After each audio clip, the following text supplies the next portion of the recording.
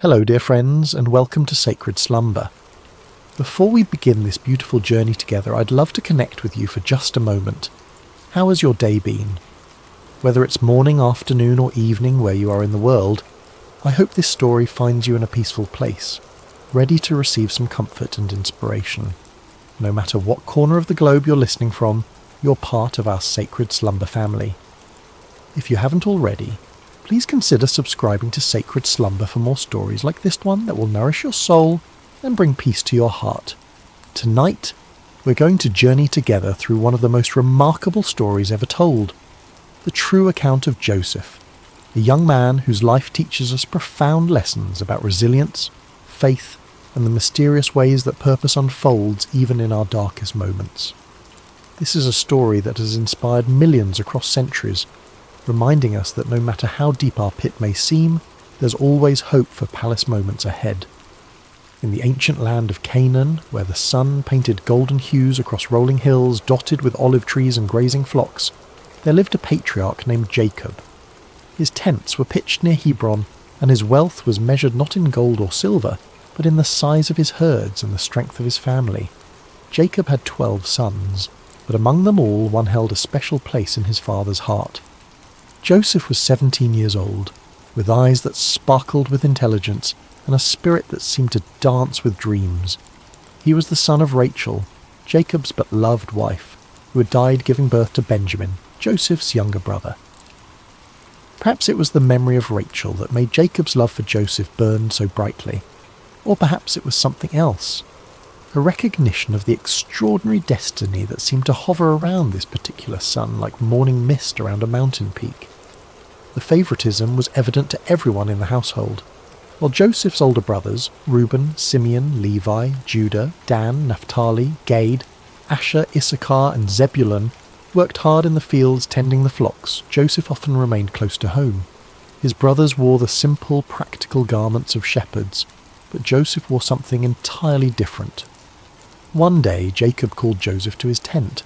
The old man's hands, weathered by years of labour and life, held a garment that took Joseph's breath away. It was a coat of many colours, rich blues like the depths of the sea, vibrant reds like the sunset over the desert, brilliant yellows like fields of grain, and deep purples like the robes of kings.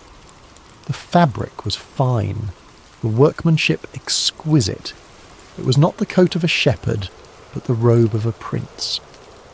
"My son," Jacob said, his voice thick with emotion as he placed the coat on Joseph's shoulders, "this is for you.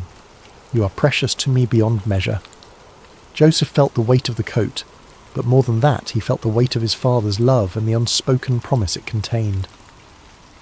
As he walked among his brothers wearing this magnificent garment, he could feel their eyes following him, eyes that had grown cold with resentment and hard with jealousy.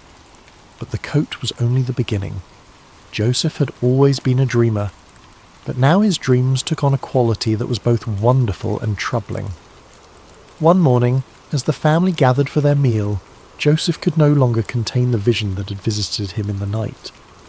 "Listen to this dream I had," Joseph said, his voice bright with excitement and innocence.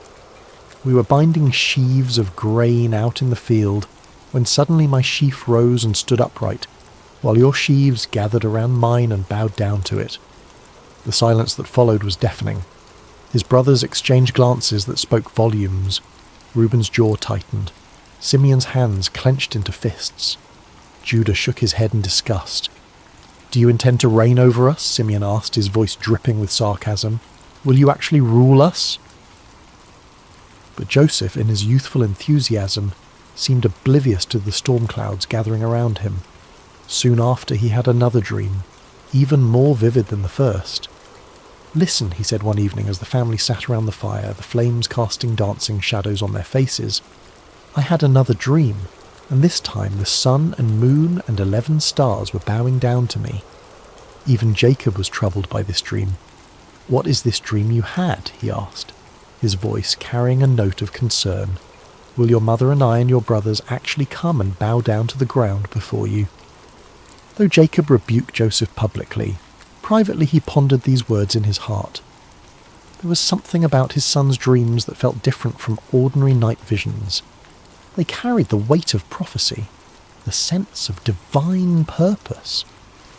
But for Joseph's brothers, these dreams were the final straw. Their hatred for Joseph grew like a cancer, fed by jealousy and watered by resentment. The brothers could hardly speak a civil word to Joseph anymore. When he approached, conversation stopped. When he tried to join their work, they found reasons to send him away. The coat of many colours became a symbol of everything they despised about their father's favouritism and their brother's apparent arrogance. One day, Jacob sent Joseph to check on his brothers who were grazing the flocks near Dothan, several days' journey from home. As Joseph set out, wearing his beautiful coat and carrying provisions for his brothers, he had no idea that he was walking toward a destiny that would change not only his life, but the course of history itself. The brothers saw him coming from a long distance, the colours of his coat visible even across the rolling hills. As that familiar figure approached, the resentment that had been building for years finally reached its boiling point. "Here comes that dreamer," one of them said with venom. "Let's kill him," another suggested. "We can throw him into one of these cisterns and say that a ferocious animal devoured him. Then we'll see what comes of his dreams." For a moment, murder hung in the air like a storm cloud ready to burst. But Reuben, the eldest, felt the weight of responsibility on his shoulders. "Let's not take his life," he said quickly. "Throw him into this cistern here in the wilderness, but don't lay a hand on him." Privately, Reuben planned to rescue Joseph later and return him to their father. When Joseph finally reached his brothers, he greeted them with a smile, completely unaware of the dark thoughts that had been brewing in their hearts. But instead of the warm welcome he expected, they seized him roughly. Hands that should have embraced him tore at his beautiful coat, stripping it from his body. Before he could fully comprehend what was happening, they had grabbed him and thrown him into an empty cistern. The pit was deep and dry, its walls smooth stone that offered no hope of escape. As Joseph hit the bottom, the breath knocked from his lungs. He looked up to see the circle of sky above growing smaller as his brothers walked away. The silence was overwhelming. One moment he had been walking free under the open sky, and the next he was trapped in a hole in the ground, abandoned by his own family. Above him, his brothers sat down to eat their meal as if nothing had happened. The casual way they consumed their bread and cheese while their brother suffered below spoke volumes about how completely their hearts had been hardened by jealousy. But God's purposes are rarely thwarted by human cruelty.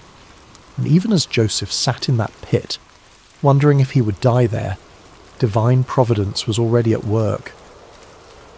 In the distance, a caravan of Ishmaelite traders appeared on the horizon, their camels loaded with spices, balm and myrrh bound for Egypt. Judah, perhaps feeling some stirring of conscience, looked at his brothers and said, "What will we gain if we kill our brother and cover up his blood? Come, let's sell him to the Ishmaelites and not lay our hands on him. After all, he is our brother, our own flesh and blood." The brothers agreed, seeing an opportunity to rid themselves of Joseph while making a profit. They pulled Joseph out of the cistern and sold him to the traders for 20 shekels of silver. As the caravan disappeared into the distance with Joseph bound among the slaves, the brothers took his coat of many colours and tore it. Then they killed a goat and dipped the coat in its blood.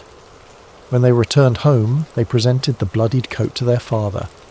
"We found this," they said. "Examine it to see whether it is your son's robe." Jacob recognized it immediately. The colours that had once brought him such joy now brought only anguish. "It is my son's robe," he cried. "Some ferocious animal has devoured him. Joseph has surely been torn to pieces." Jacob tore his clothes in grief and put on sackcloth. He mourned for his son many days, and though all his sons and daughters came to comfort him, he refused to be comforted. "No," he said, "I will continue to mourn until I join my son in the grave." Meanwhile, the caravan carrying Joseph continued its journey toward Egypt, each step taking him further from everything he had ever known and loved. As the young man looked back at the fading hills of his homeland, he could not have imagined that this betrayal, this moment that felt like the end of everything, was actually the beginning of a story that would demonstrate the power of God to bring beauty from ashes and purpose from pain. The journey to Egypt was long and grueling. Joseph, who had never known anything but comfort and privilege, now found himself chained among slaves, his feet bloody from walking across rough terrain, his throat parched from the desert sun. The traders were not cruel, but neither were they kind. He was simply merchandise to them, a commodity to be delivered in good condition to fetch the best price. As the caravan crested the final hill before entering Egypt, Joseph's eyes widened at the sight before him. Egypt was unlike anything he had ever seen. The Nile River stretched like a blue ribbon through the landscape, its banks lined with lush green vegetation that stood in stark contrast to the golden desert beyond. Pyramids rose majestically in the distance, monuments to the power and sophistication of this ancient civilization. The cities teemed with activity, merchants hawking their wares, craftsmen plying their trades, and everywhere the bustle of a society that had mastered the art of turning the desert into a garden. In the slave market of Memphis, Joseph stood with the others as potential buyers examined them like livestock. His youth and obvious intelligence caught the eye of several bidders, but it was Potiphar, an officer of Pharaoh and captain of the guard, who ultimately purchased him. Potiphar was a man of considerable wealth and influence, with a household that required numerous servants to maintain its operations. Joseph's new life began in Potiphar's house, where he was assigned to work among the other servants. Everything about his circumstances had changed. He who had once worn a coat of many colours now dressed in the simple linen of a slave. He who had once been served was now serving others. He who had once been the favoured son was now property, with no rights and no freedom. But something remarkable happened in Potiphar's house. Instead of becoming bitter or despondent, Joseph chose to serve with excellence. When he was given a task, he completed it better than anyone expected. When he was assigned to care for something, he treated it as if it were his own. His attitude was not that of a man who'd been wronged, but of someone who understood that his character was more important than his circumstances. It didn't take long for Potiphar to notice this exceptional young man. While other servants did only what was required of them, Joseph anticipated needs before they were expressed. He learned the Egyptian language with remarkable speed, mastered the customs of the household, and demonstrated an administrative ability that was far beyond his years. Most importantly, there was something about Joseph's presence that seemed to bring blessing wherever he went. Potiphar began to entrust Joseph with greater responsibilities. First, he made him his personal attendant. Then he put him in charge of his household affairs. Before long, Joseph was managing all of Potiphar's possessions, his property, his servants, his business dealings. The Egyptian captain of the guard had never seen anything like it. Everything that Joseph touched seemed to prosper. Years passed, and Joseph grew from a teenager into a handsome young man. The hardships he had endured had not broken him, but had instead forged him into someone of remarkable character and capability. Potiphar trusted him completely, to the point where he concerned himself with nothing except the food he ate. Everything else was in Joseph's capable hands. But success and favour can sometimes bring their own dangers, and Joseph was about to face a test that would prove even more challenging than the pit his brothers had thrown him into. Potiphar's wife had noticed the young Hebrew slave who had risen to such prominence in her household. Joseph was not only capable and trustworthy, but he had grown into a man of striking appearance. Day after day she watched him as he went about his duties with quiet dignity and remarkable competence. Soon, watching was not enough. "Come to bed with me," she said to Joseph one day when they found themselves alone. Joseph was stunned by her proposition. The wife of his master, a woman of rank and privilege, was propositioning a slave. But Joseph's response revealed the depth of his character and the strength of his convictions. "No," he said firmly but respectfully. "With me in charge, my master does not concern himself with anything in the house. Everything he owns he has entrusted to my care. No one is greater in this house than I am. My master has withheld nothing from me except you, because you are his wife. How then could I do such a wicked thing and sin against God?" Day after day she spoke to Joseph, but he refused to go to bed with her or even to be with her. Joseph understood that betraying Potiphar's trust would not only be wrong, but it would also be a sin against the God who had been with him through all his trials. His integrity was not for sale, regardless of the price or the pressure. But a person determined to do wrong will often become vindictive when their advances are rejected. Potiphar's wife's desire turned to anger, and her anger to a determination for revenge. She waited for the right opportunity, and one day when Joseph came into the house to attend to his duties, and none of the household servants were inside, she made her move. She caught him by his cloak and said, "Come to bed with me." But Joseph left his cloak in her hand and ran out of the house. Holding his cloak as evidence, Potiphar's wife called to the household servants. "Look," she said, "this Hebrew has been brought to us to make sport of us. He came in here to sleep with me, but I screamed. When he heard me scream for help, he left his cloak beside me and ran out of the house. When Potiphar came home, his wife told him the same story. That Hebrew slave you brought us came to me to make sport of me, but as soon as I screamed for help, he left his cloak beside me and ran out of the house." Potiphar burned with anger. The man he had trusted above all others, the servant who had brought such blessing to his household, had apparently betrayed that trust in the worst possible way. Without investigation, without hearing Joseph's side of the story, Potiphar had Joseph seized and thrown into prison, the same prison where the king's prisoners were confined. Once again, Joseph found himself in a pit, though this time it was made of stone and iron rather than earth. Once again, he had been betrayed by those he had served faithfully. Once again, his circumstances had changed dramatically through no fault of his own. He had done the right thing, had maintained his integrity, had honoured God, and his reward was imprisonment for a crime he had not committed. Many people would have become bitter at this point. They would have questioned why God allowed such injustice, why faithfulness seemed to be rewarded with suffering. They might have decided that integrity was not worth the cost, that doing right was foolish when it led to such consequences. But Joseph was not like most people. Even in prison, even after being falsely accused and unjustly punished, something within him refused to give up hope.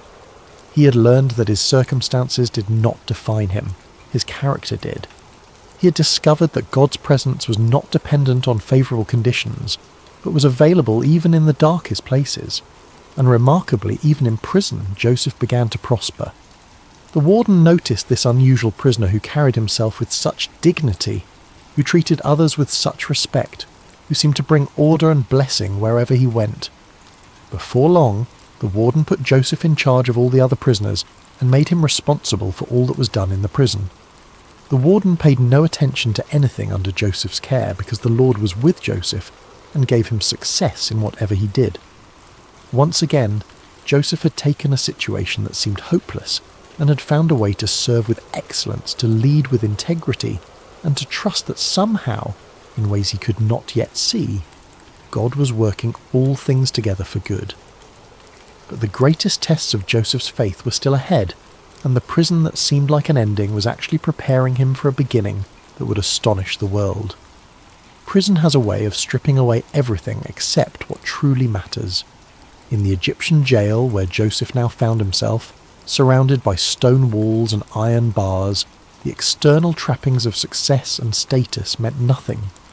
Here, in this place reserved for those who had supposedly committed crimes against Pharaoh, Joseph faced the ultimate test of his character. Days turned into months, and months into years. Joseph had now spent more time as a slave and prisoner than he had as the favoured son in his father's house.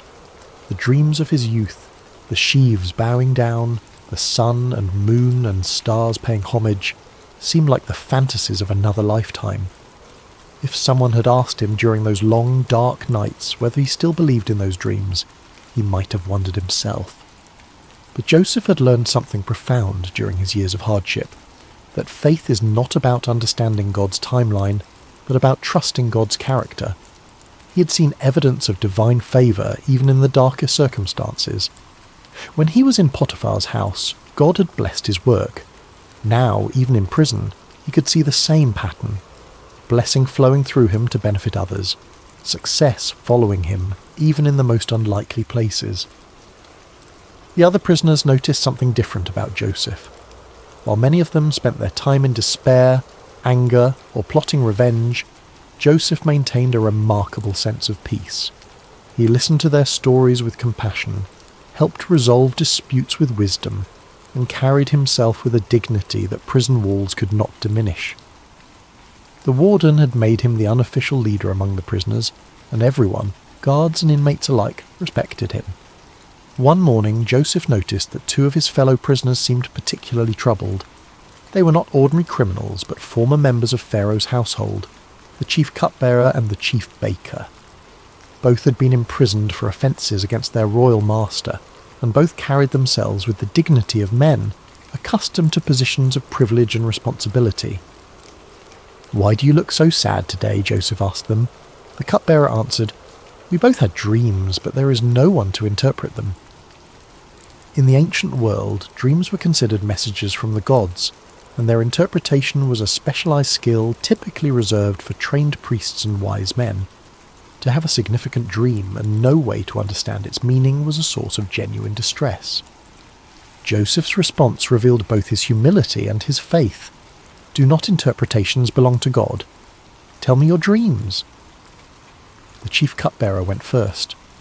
"In my dream," he said, "I saw a vine in front of me, and on the vine were 3 branches. As soon as it budded, it blossomed, and its clusters ripened into grapes. Pharaoh's cup was in my hand, and I took the grapes, squeezed them into Pharaoh's cup, and put the cup in his hand." Joseph listened carefully, and as the cupbearer spoke, understanding came to him with a clarity that felt like sunrise after a long night. "This is what it means," Joseph said. "The 3 branches are 3 days. Within 3 days, Pharaoh will lift up your head and restore you to your position, and you will put Pharaoh's cup in his hand, just as you used to do when you were his cupbearer." The cupbearer's face lit up with hope. Joseph continued, "But when all goes well with you, remember me and show me kindness. Mention me to Pharaoh and get me out of this prison.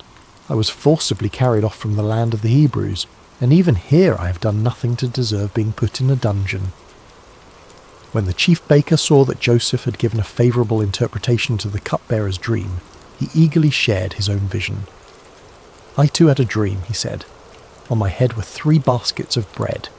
In the top basket were all kinds of baked goods for Pharaoh, but the birds were eating them out of the basket on my head." Joseph's expression grew grave as he received understanding of this dream as well. The interpretation was not pleasant, but Joseph knew he had to speak the truth. "This is what it means," he said gently. "The 3 baskets are 3 days. Within 3 days, Pharaoh will lift off your head and impale your body on a pole, and the birds will eat away your flesh." 3 days later, it was Pharaoh's birthday, and he gave a feast for all his officials. He lifted up the heads of the chief cupbearer and the chief baker in the presence of his officials. He restored the chief cupbearer to his position, so that he once again put the cup into Pharaoh's hand. But he impaled the chief baker, just as Joseph had said to them in his interpretation. The accuracy of Joseph's interpretation should have marked him as a man of extraordinary ability, someone worthy of attention and favour. The chief cupbearer had been restored to his position of influence, with direct access to the most powerful man in Egypt. Surely he would remember the prisoner who had correctly interpreted his dream and had specifically asked to be remembered. But the chief cupbearer forgot about Joseph. This forgetting was perhaps one of the most difficult trials Joseph had yet faced. It was not the active betrayal of his brothers or the false accusation of Potiphar's wife, but the passive neglect of someone who simply failed to keep his word. Day after day, Joseph waited, hoping that this would be the day when guards would come to release him, when word would arrive that Pharaoh wanted to see him. But the days passed in silence. Months turned into a year, and then another year. 2 full years passed, and still the cupbearer, busy with his restored duties and privileges, did not remember the Hebrew slave who had correctly interpreted his dream. It was as if Joseph had been forgotten not just by one man, but by the entire world. During these 2 years of waiting, Joseph could have become bitter. He could have concluded that helping others was pointless, that kindness was wasted on those who would not return it. He could have decided that his gift for interpreting dreams was worthless if it could not even secure his own freedom. Many people would have given up hope entirely. But Joseph continued to trust, continued to serve, continued to maintain his character even when it seemed to bring no reward. He understood something that many people never learn, that our calling is to be faithful, not to control outcomes. His job was to use his gifts with integrity and kindness. God's job was to handle the timing and the results. In the darkness of those 2 forgotten years, Joseph's faith was refined like gold in a furnace. The dreams of his youth were still alive within him, but they had been purified of any pride or presumption. He was learning that God's promises are always fulfilled, but rarely on our timeline or in the way we expect. And unbeknownst to Joseph, his time of preparation was nearly complete. All the lessons he had learned, about integrity under pressure, about leadership in difficult circumstances, about maintaining faith when it seemed unrewarded, were about to be put to their ultimate test. The pit had prepared him for the palace, but first he would need to prove that he was ready for both the privilege and the responsibility that awaited him. The stage was being set for one of the most dramatic turnarounds in human history, and the forgotten prisoner was about to become the second most powerful man in the greatest empire on earth. Pharaoh stood on the balcony of his palace, looking out over the magnificent kingdom that stretched as far as the eye could see. The Nile flowed majestically past the royal residence, its waters reflecting the first light of dawn. Egypt was at the height of its power and prosperity, with abundant harvests, thriving trade, and monuments that would stand for millennia as testaments to its greatness. But on this particular morning, Pharaoh was deeply troubled. For 2 nights in a row, he had been visited by dreams so vivid and disturbing that they left him unable to rest. These were not ordinary dreams. They carried the weight of divine communication, the sense that the gods were trying to tell him something of vital importance. But what? The first dream had been strange and unsettling. Pharaoh had dreamed he was standing by the Nile when 7 cows, fat and sleek, came up out of the river and began grazing among the reeds. Then 7 other cows came up out of the river after them, but these were ugly and gaunt, more wasted and emaciated than any cattle Pharaoh had ever seen in all of Egypt. The ugly, gaunt cows ate up the 7 fat, sleek cows, but even after eating them they looked just as ugly and gaunt as before. The second dream was equally mysterious. This time Pharaoh saw 7 heads of grain growing on a single stalk, healthy and good. Then 7 other heads sprouted after them, but these were thin and scorched by the east wind. The thin heads of grain swallowed up the 7 healthy full heads. Pharaoh woke from each dream with a sense of foreboding that he could not shake. These dreams meant something, but what? He immediately called for all the magicians and wise men of Egypt, men who were trained in the ancient arts of dream interpretation and divine communication. They came quickly at their king's summons, eager to demonstrate their wisdom and earn royal favour. But as Pharaoh recounted his dreams to them, something unprecedented happened. These men, who had built their reputations on their ability to interpret dreams and divine the will of the gods, were completely baffled. They offered various theories and possibilities, but none of them carried the ring of truth. Pharaoh could sense their uncertainty, their fumbling attempts to provide answers they simply did not have. It was in this moment of royal frustration and growing anxiety that the chief cupbearer suddenly remembered something, or rather someone, he had forgotten for 2 long years. "Today I'm reminded of my shortcomings," the cupbearer said, approaching Pharaoh with obvious embarrassment. "Pharaoh was once angry with his servants, and he imprisoned me and the chief baker in the house of the captain of the guard. Each of us had a dream the same night, and each dream had a meaning of its own. Now a young Hebrew was there with us, a servant of the captain of the guard. We told him our dreams, and he interpreted them for us, giving each man the interpretation of his dream, and things turned out exactly as he interpreted them to us. I was restored to my position, and the other man was impaled." Pharaoh's eyes sharpened with interest. A Hebrew slave who could interpret dreams with perfect accuracy, when his own wise men were stumped. "Send for him immediately," Pharaoh commanded. Guards rushed to the prison and found Joseph. "Pharaoh wants to see you," they announced. "Quickly, make yourself presentable." Joseph could hardly believe what he was hearing. After more than a decade in Egypt, first as a slave, then as a prisoner, He was suddenly being summoned to appear before the most powerful man on earth. He shaved, changed his clothes, and tried to prepare himself mentally for whatever was about to happen. As Joseph was led into the royal presence, he could not help but be awed by the magnificence that surrounded him. The palace was a testament to Egypt's wealth and sophistication, with soaring columns, intricate carvings, and precious metals gleaming everywhere. Pharaoh himself sat on a throne that seemed to embody the power and mystery of the gods, dressed in robes that spoke of unimaginable authority. "I had a dream," Pharaoh said without preamble, "and no one can interpret it. But I have heard it said of you that when you hear a dream you can interpret it." Joseph's response revealed the humility and faith that had sustained him through all his trials. "I cannot do it," Joseph replied, "but God will give Pharaoh the answer he desires." This was a remarkable statement for several reasons. First, Joseph gave no credit to himself, acknowledging that any ability he had came from God. Second, he was confident that God would provide the interpretation, even though he had not yet heard the dreams. Third, he was willing to stand before the most powerful man on earth and speak about his Hebrew God, a courageous act that could have had serious consequences if Pharaoh had taken offense. Pharaoh proceeded to tell Joseph both of his dreams in detail, describing the fat and gaunt cows, the healthy and withered grain. As he spoke, Joseph listened with the same careful attention he had given to the dreams of his fellow prisoners years earlier. When Pharaoh finished, Joseph spoke with clarity and confidence that amazed everyone present. "The dreams of Pharaoh are one and the same," he said. "God has revealed to Pharaoh what he's about to do.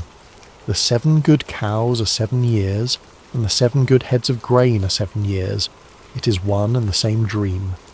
The 7 lean, ugly cows that came up afterward are 7 years, and so are the 7 worthless heads of grain scorched by the east wind. They are 7 years of famine." Joseph continued, his voice carrying the authority of divine revelation. "It is just as I said to Pharaoh. God has shown Pharaoh what he's about to do. 7 years of great abundance are coming throughout the land of Egypt, but 7 years of famine will follow them. Then all the abundance in Egypt will be forgotten, and the famine will ravage the land. The abundance in the land will not be remembered, because the famine that follows it will be so severe. The reason the dream was given to Pharaoh in 2 forms is that the matter has been firmly decided by God, and God will do it soon." But Joseph did not stop with the interpretation. Drawing on his years of experience in administration and his natural wisdom, he offered practical advice for dealing with the crisis that was coming. "And now let Pharaoh look for a discerning and wise man and put him in charge of the land of Egypt. Let Pharaoh appoint commissioners over the land to take 1/5 of the harvest of Egypt during the 7 years of abundance.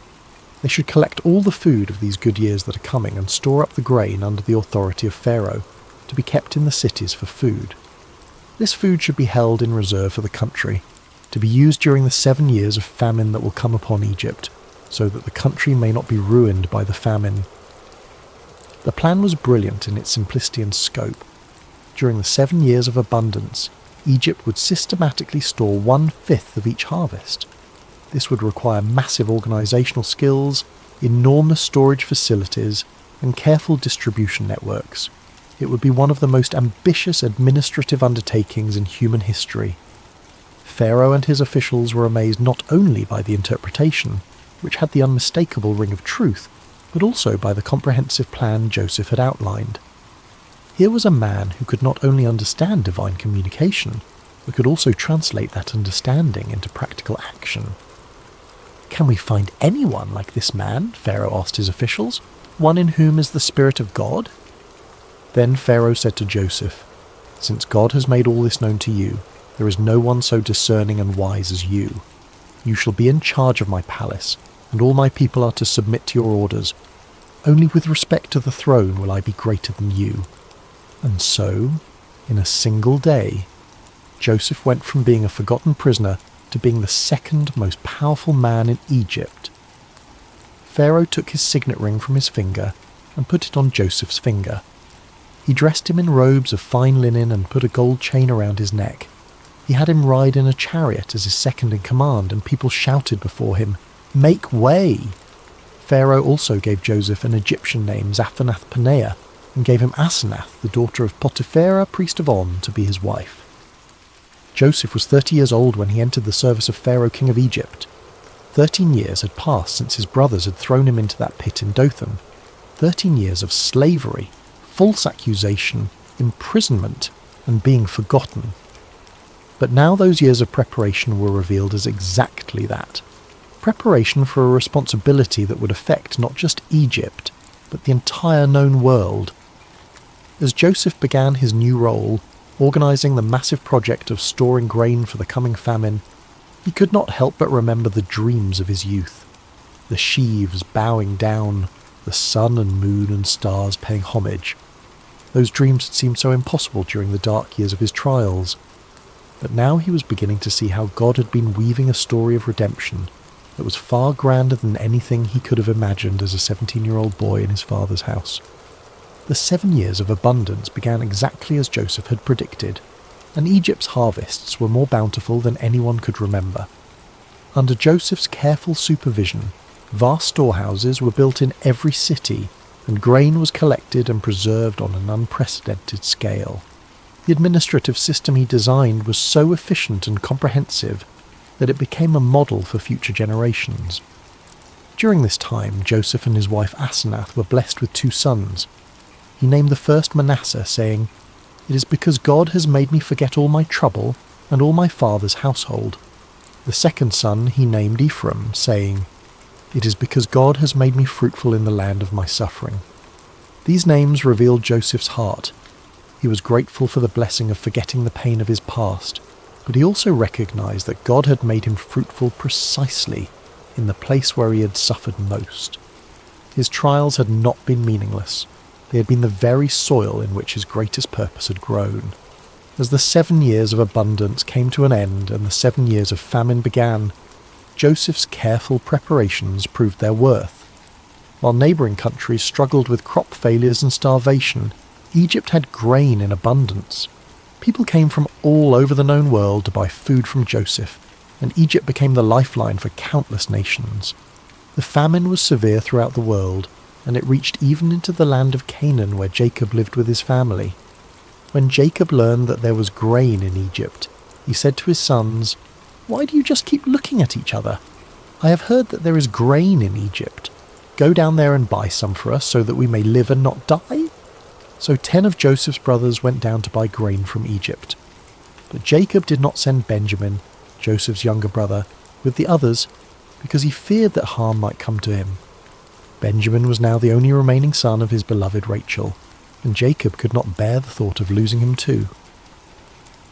When Joseph's brothers arrived in Egypt and came before him to buy grain, they bowed down to him with their faces to the ground. Joseph recognized them immediately, but they did not recognize him. Here was the fulfillment of his boyhood dreams, his brothers bowing before him, but it came not with triumph, but with the weight of enormous responsibility. Joseph remembered his dreams about them, but he pretended to be a stranger and spoke harshly to them. "Where do you come from?" he demanded. "From the land of Canaan," they replied, "to buy food." Joseph accused them of being spies, testing them to see what kind of men they had become. Through a series of encounters, he kept Simeon as a prisoner and demanded that they bring Benjamin to prove their honesty. When they returned with Benjamin, Joseph's emotions nearly overwhelmed him, but he continued to test them. The final test came when Joseph had his silver cup planted in Benjamin's sack, then accused him of theft. When the cup was found, Joseph declared that Benjamin would become his slave. It was then that Judah, the same brother who had suggested selling Joseph years before, stepped forward and offered to take Benjamin's place as a slave, saying he could not bear to see his father's grief if Benjamin did not return. This act of selfless love broke Joseph's heart. His brothers had changed. The jealous, cruel men who had thrown him into a pit were now willing to sacrifice themselves for each other and for their father's happiness. Joseph could no longer control himself. He sent all his attendants away and revealed himself to his brothers. "I am Joseph. Is my father still living?" he said, weeping so loudly that the Egyptians heard him. His brothers were terrified, but Joseph reassured them, "Come close to me. I am your brother Joseph, the one you sold into Egypt. And now, do not be distressed and do not be angry with yourselves for selling me here, because it was to save lives that God sent me ahead of you. For 2 years now there has been famine in the land, and for the next 5 years there will be no ploughing and reaping. But God sent me ahead of you to preserve for you a remnant on earth, and to save your lives by a great deliverance. So then, it was not you who sent me here, but God. This was the heart of Joseph's story, not revenge, but redemption, not bitterness, but blessing. He had learned to see God's hand even in the betrayal and suffering he had endured. You intended to harm me, he would later tell them, but God intended it for good to accomplish what is now being done, the saving of many lives. Joseph brought his entire family to Egypt, where they were given the best land in Goshen. Jacob, who had mourned Joseph as dead for over 20 years, was reunited with his beloved son. The family was restored, the famine was survived, and the promises God had made to Abraham, Isaac and Jacob continued to unfold through their descendants. When Jacob died years later, Joseph's brothers feared that he might finally take revenge on them. But Joseph wept and said, "Don't be afraid. Am I in the place of God? You intended to harm me, but God intended it for good to accomplish what is now being done, the saving of many lives. So then, don't be afraid. I will provide for you and your children." Joseph lived to be 110 years old, seeing his family multiply and prosper in Egypt.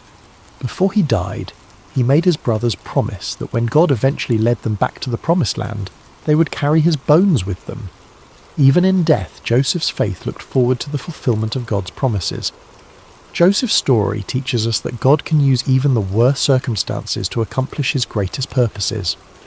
The pit prepared Joseph for the palace, but more importantly, it prepared his heart for forgiveness. His sufferings were not meaningless. They were the very experiences that shaped him into a man capable of saving nations and reconciling families. In our own lives, we may face betrayal, false accusations, forgotten promises, and years of waiting that seem endless. But Joseph's story reminds us that God is always working, even when we cannot see his hand. Our calling is not to understand his timeline, but to trust his character and remain faithful in whatever circumstances we find ourselves. The dreams God gives us may take decades to fulfill, and they may come to pass in ways we never expected. But his promises are sure, his purposes are good, and his love never fails. From the pit to the palace, from slavery to salvation, from betrayal to blessing. This is the pattern of redemption that runs through Joseph's story, and through our own lives when we place our trust in the God who makes all things work together for good. Rest well tonight, dear friends of Sacred Slumber, knowing that your story too is being written by a loving God who specializes in turning mourning into dancing, ashes into beauty, and the deepest valleys into the highest mountains of purpose and joy. Sweet dreams, and may you find peace in knowing that no matter what pit you may find yourself in today, God is already preparing your palace for tomorrow.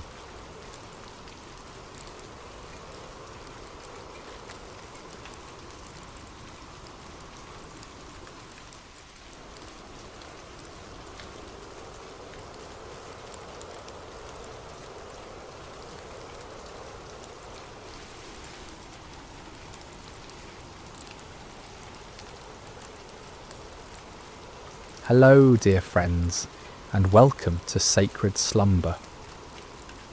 Before we begin our journey together into this timeless story of faith and courage, I want to take a moment to connect with you, wherever you are in the world tonight. How has your day been? Perhaps you're settling in as the evening draws near, or maybe you're starting your morning with this gentle retelling. Whether it's midnight where you are, or the sun is just beginning to rise, know that you're exactly where you need to be. I'm curious about where this story is finding you tonight. Are you listening from a cozy bedroom in North America? Perhaps watching the stars appear through your window? Or maybe you're in Europe, beginning a peaceful morning with this tale. Perhaps you're in Asia, Africa, Australia, or anywhere else across our beautiful world. Wherever you are, you're part of our global Sacred Slumber family, and we're so grateful to have you here. If this is your first time joining us, or if you've been with us before, we invite you to subscribe to Sacred Slumber, where we bring you gentle Bible stories and peaceful reflections designed to encourage your heart and strengthen your faith.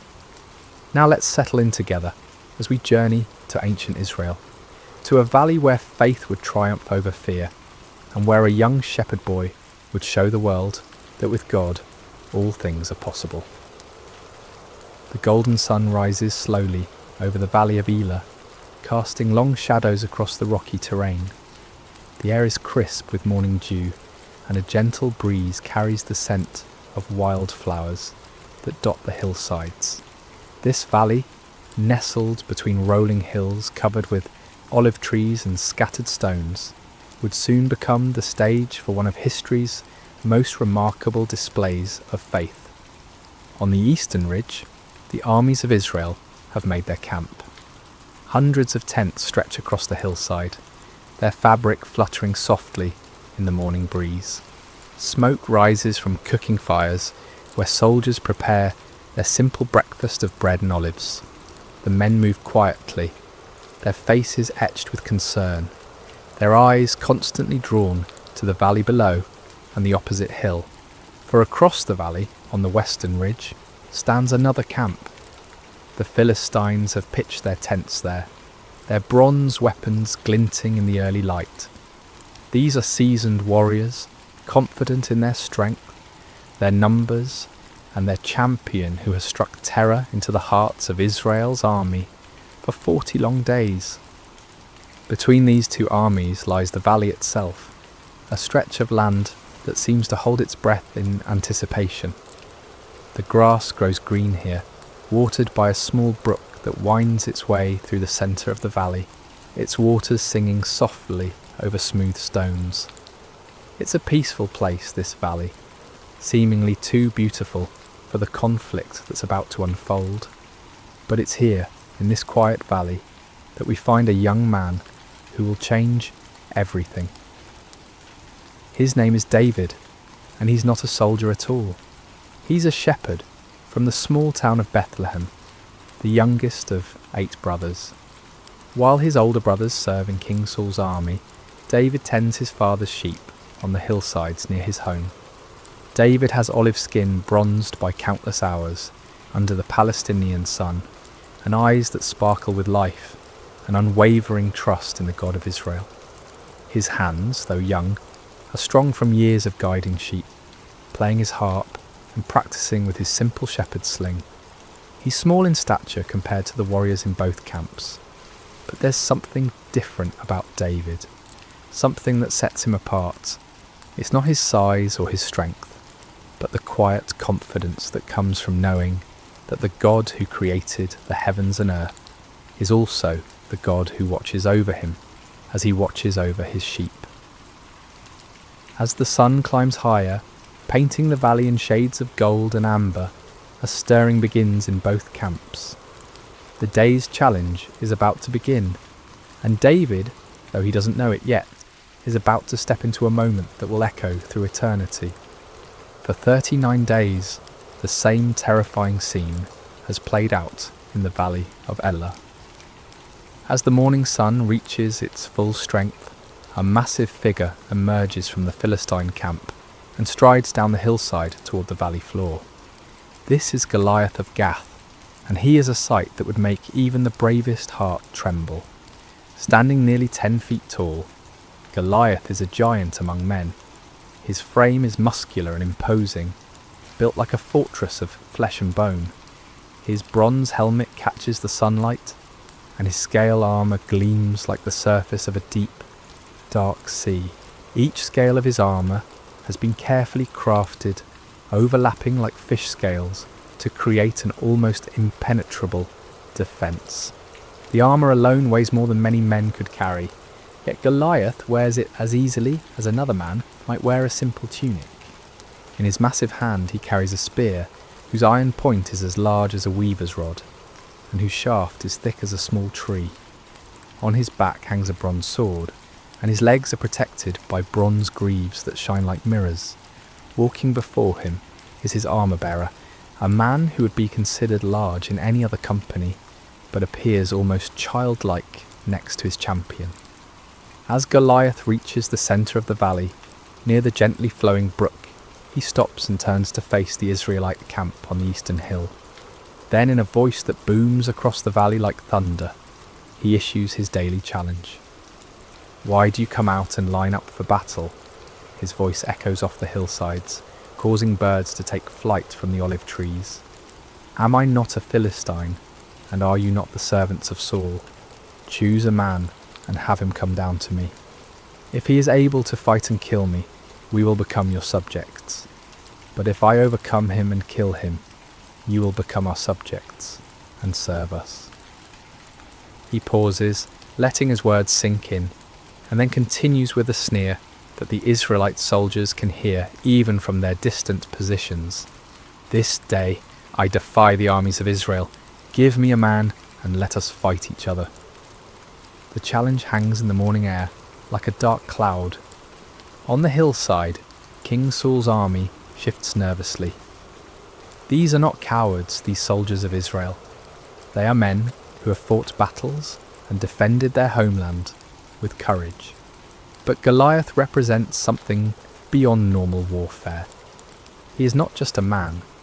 He seems like a force of nature, an unstoppable mountain of bronze and flesh. Among the Israelite ranks are 3 brothers, Eliab, Abinadab, and Shammah, sons of Jesse from Bethlehem. They stand with their fellow soldiers, feeling the same chill of fear that grips every man present.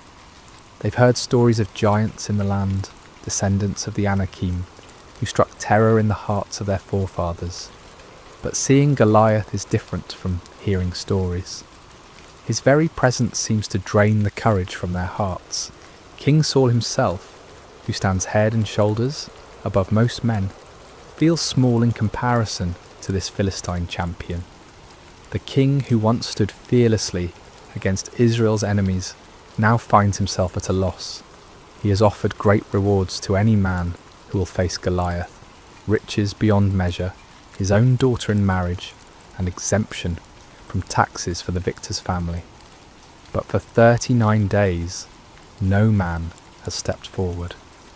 As Goliath's voice fades across the valley, an oppressive silence settles over both camps. The Philistines are confident, almost jovial in their certainty. Their champion is invincible, and they know it. Soon all of Israel will bow before their might. But in the Israelite camp, fear has taken root like a poisonous vine. With each passing day, with each repeated challenge, that fear grows stronger. The soldiers begin to whisper among themselves. Some wonder if they should retreat. Others question whether God has abandoned them. The shadow of one man, one giant, is darkening the faith of an entire nation. Yet God, who sees all things, who knows the end from the beginning, has already prepared an answer to this seemingly impossible challenge. And that answer is not a mighty warrior or a skilled general. It's a young shepherd boy who at this very moment is walking the dusty roads that lead to the valley of Elah, carrying nothing more threatening than food for his brothers and cheese for their commander.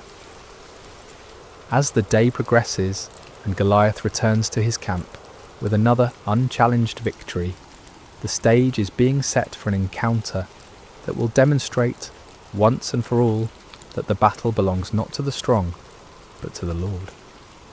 The morning sun is climbing higher when David crests the hill overlooking the valley of Elah. He's been walking since before dawn, carrying a heavy pack filled with roasted grain and 10 loaves of fresh bread for his brothers and 10 cuts of cheese for their unit commander. His father Jesse, concerned about his sons serving in King Saul's army, has sent David to check on them and bring them provisions. As David approaches the Israelite camp, he can hear the familiar sounds of an army preparing for battle. The clank of bronze armour, the scraping of swords being sharpened, and the low murmur of soldiers' voices. But there's something else in the air, something David can sense even before he understands it. There's a tension here, a fear that seems to hang over the camp like morning fog. David makes his way through the camp, asking for directions to find his brothers. The soldiers he passes look weary, their faces drawn with anxiety. Some pace nervously, others sit quietly, staring toward the valley.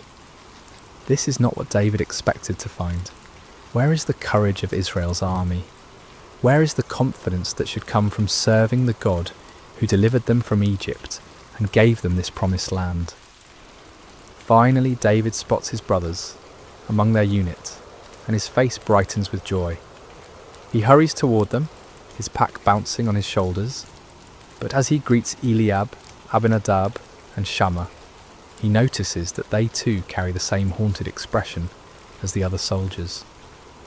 "Father sent provisions," David says warmly, beginning to unpack the food. "He's been worried about you and wanted to make sure you have enough to eat." But before his brothers can respond fully to his greeting, a sound begins to build from across the valley. It starts as a low rumble and grows into the unmistakable boom of Goliath's voice. David stops unpacking and turns toward the valley, his eyes widening as he sees the massive figure striding down the hillside. Who is this uncircumcised Philistine that he should defy the armies of the living God? David asks, his voice filled not with fear, but with indignation. The words come naturally to him, spoken with the simple faith of someone who knows God personally, intimately, like a shepherd knows his flock. The soldiers around David stare at him in amazement. Some even step back, as if his words might bring Goliath's wrath down upon them. But David isn't speaking recklessly. He's speaking from a heart that has experienced God's faithfulness. In the quiet places, in the fields where he tends sheep, under the stars where he plays his harp and sings psalms to the God who made them. What will be done for the man who kills this Philistine and removes this disgrace from Israel? David continues, his voice carrying a confidence that seems foreign in this camp of frightened warriors. The soldiers explain about King Saul's promised rewards, but David barely seems to hear them. His focus is not on gold or marriage or tax exemption. His concern is for the honour of God and the reputation of God's people. How can this Philistine be allowed to mock the armies of the living God? How can Israel's soldiers allow this blasphemy to continue day after day? Word of David's questions and his bold words quickly spreads through the camp. Some soldiers are amazed by his courage. Others think he's simply too young to understand the danger. But when the news reaches Eliab, David's oldest brother, he responds with anger and embarrassment. "Why have you come down here?" Eliab demands, his face flushed with frustration. "And with whom did you leave those few sheep in the wilderness? I know how conceited you are and how wicked your heart is. You came down only to watch the battle." Eliab's harsh words reveal the tension that can exist even in families when faith and fear collide. Perhaps Eliab is embarrassed that his youngest brother shows more courage than he and his fellow soldiers have demonstrated. Perhaps he's genuinely concerned for David's safety. But David responds with gentle humility. "Now what have I done?" David asks calmly. "Can't I even speak?" He doesn't argue with his brother or defend himself harshly. Instead, he simply continues asking his questions, seeking to understand why no one has stepped forward to defend God's honour. Eventually, word of David's bold questions reaches King Saul himself. The king, desperate for any glimmer of hope, sends for this young man who speaks so fearlessly about facing the Philistine giant. When David is brought before him, Saul sees nothing impressive about this youth. David is small, young, with the sun-darkened skin of someone who works outdoors. He carries no sword, no armour, nothing that would mark him as a warrior. "Let no one lose heart on account of this Philistine," David says to the king with quiet confidence. "Your servant will go and fight him." King Saul looks at David in disbelief. "You are not able to go out against this Philistine and fight him," he says, his voice heavy. with the weight of responsibility and fear. You are only a young man, and he has been a warrior from his youth. But David's response comes from a wellspring of faith that has been tested and proven in the wilderness places, where no one was watching. Your servant has been keeping his father's sheep, David begins, his voice steady and sure. When a lion or a bear came and carried off a sheep from the flock, I went after it, struck it, and rescued the sheep from its mouth. When it turned on me, I seized it by its hair, struck it, and killed it. Your servant has killed both the lion and the bear. This uncircumcised Philistine will be like one of them, because he has defied the armies of the living God. David pauses, and in that pause the tent seems to fill with the presence of something greater than human courage. The Lord who rescued me from the paw of the lion and the paw of the bear will rescue me from the hand of this Philistine. Here is the key to David's confidence. It's not based on his own strength or skill. It's not rooted in pride or youthful foolishness. David's courage comes from his personal experience of God's faithfulness. In the quiet places when no one was watching except God, David learned to trust. When wild beasts threatened his father's sheep, David didn't run. He stood and fought, not in his own strength, but trusting in the God who had called him to be a shepherd. King Saul, moved by David's faith, and perhaps remembering his own younger days when he trusted God more completely, finally gives his consent. Go, he says, and the Lord be with you. Wanting to give David every possible advantage, Saul dresses him in his own tunic and puts a bronze helmet on his head and a coat of armour on his body. He gives David his own sword to carry, but when David tries to walk in all this military gear, he finds he can hardly move. I cannot go in these, David says to Saul, because I am not used to them. So he takes off the armour, removes the helmet, and sets aside the sword. He will not try to become something he's not, or fight in a way that's foreign to him. David will face Goliath as himself, a shepherd boy who trusts in the living God. Instead, David picks up his staff, the simple wooden rod that has been his companion through countless days in the fields. He goes to the brook that runs through the valley and carefully selects 5 smooth stones worn perfectly round by the flowing water. He places these in his shepherd's bag and takes his sling in his hand. As David walks toward the valley, he carries with him something more powerful than any bronze armour or iron sword. He carries the confidence that comes from knowing God personally, from experiencing his faithfulness in the quiet places of life. And he carries the understanding that this battle is not really between David and Goliath at all. This is a battle between the God of Israel and the false gods of the Philistines, between truth and blasphemy, between faith and fear. The young shepherd is ready to face the giant, not because he is strong, but because he knows the one who is stronger than any earthly power.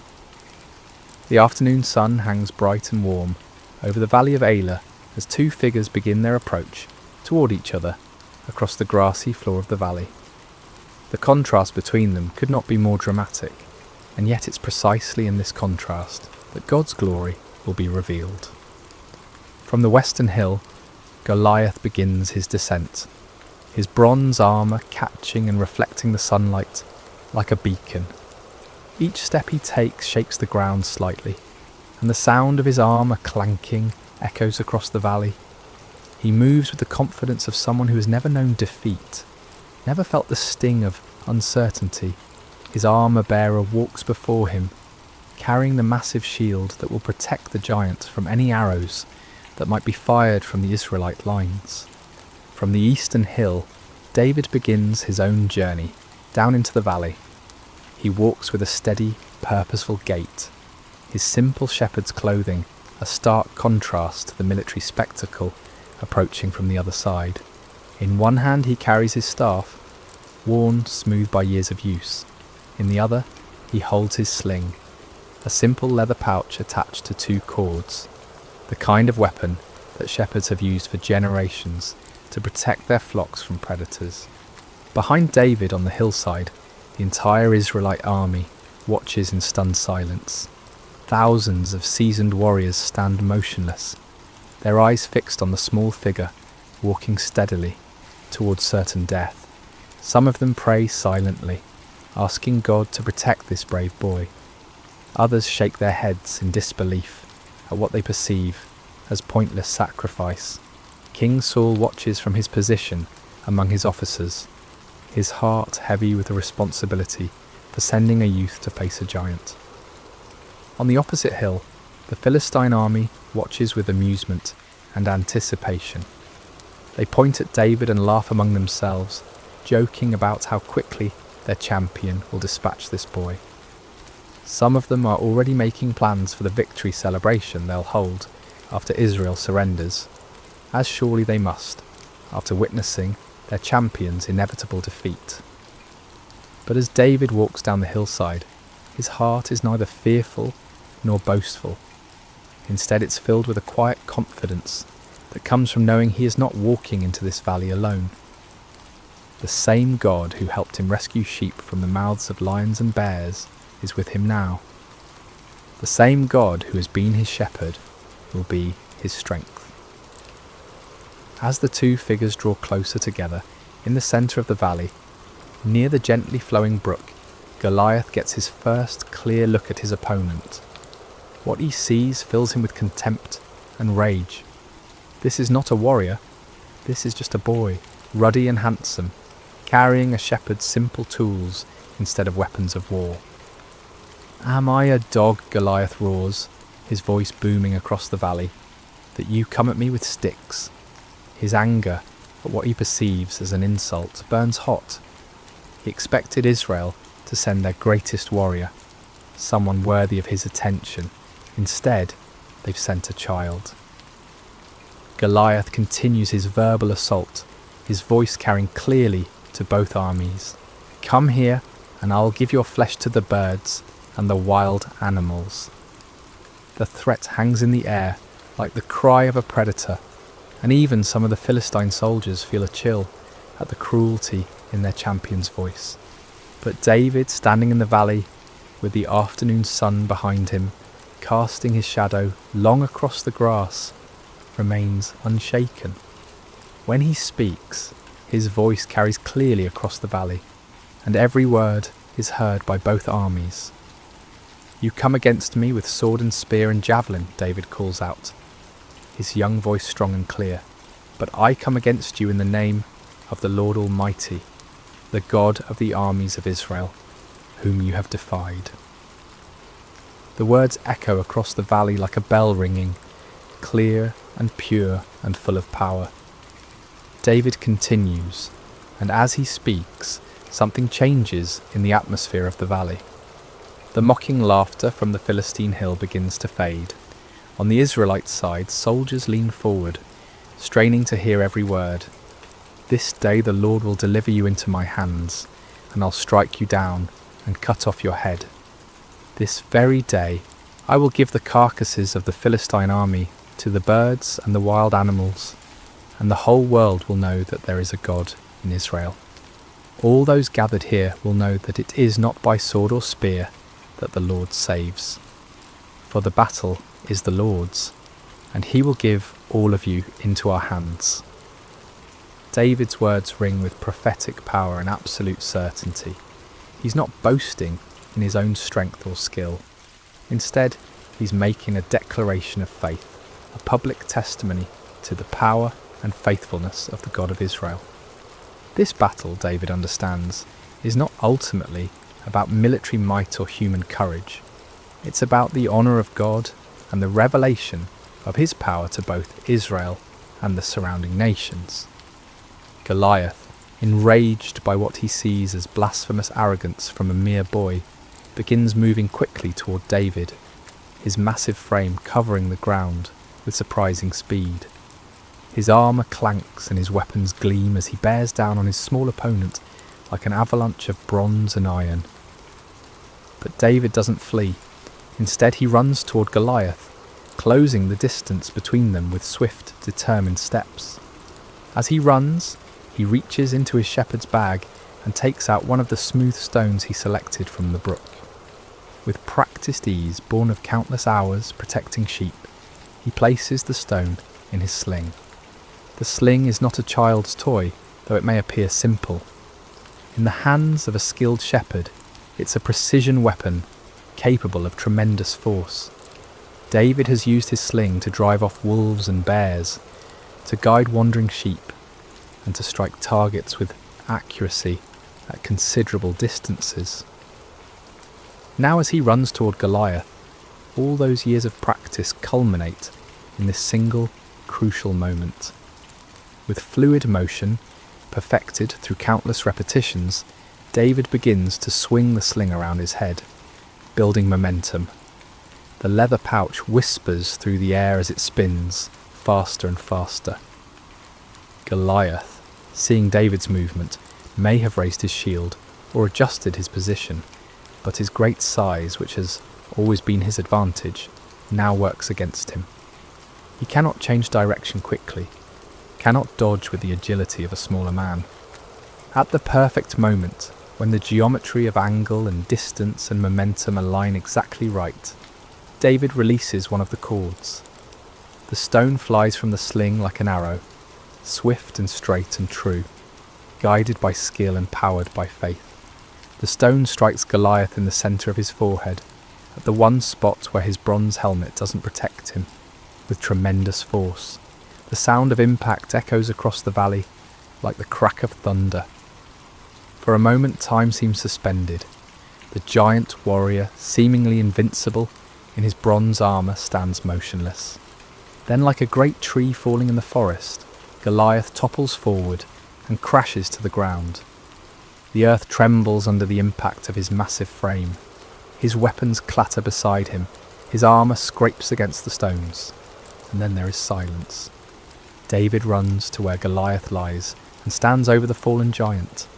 Finding no sword of his own, David draws Goliath's own massive sword from its sheath, and with effort befitting his size, uses it to cut off the giant's head, fulfilling his prophecy exactly as he had spoken it. Then David lifts Goliath's head high above his own, and his voice rings out across the valley one more time, "The battle is the Lord's." The silence that follows is profound and complete, broken only by the gentle sound of the brook flowing peacefully through the valley, washing the smooth stones that remain in David's shepherd's bag. The sight of their fallen champion creates an immediate and dramatic transformation in both armies. On the Philistine hillside, the confident laughter and casual conversation die away instantly, replaced by stunned silence and then growing panic. These seasoned warriors, who moments before were planning their victory celebration, now stare in disbelief at the impossible scene in the valley below. Their champion, their giant, their seemingly invincible Goliath lies motionless in the grass, his own sword in the hands of the shepherd boy, who stands triumphant beside his massive form. The psychological impact is devastating. If Goliath could fall to this young Israelite, what protection did they have? What power could stand against the God of Israel? On the eastern hillside, the transformation is equally dramatic, but runs in the opposite direction. The Israelite soldiers, who have been paralysed by fear for 40 days, suddenly find their voices in a great roar of triumph that echoes off the surrounding hills. The sound builds and builds, a crescendo of relief and joy and renewed confidence that seems to shake the very foundations of the valley. "The Lord has given us victories," they cry. "God has delivered the Philistines into our hands." Swords are drawn from sheaths, not in fear this time, but in confidence. Spears are raised high, and the entire army begins to surge down the hillside like a mighty river breaking through a dam. King Saul, watching from his position among his officers, feels his own heart lift with amazement and gratitude.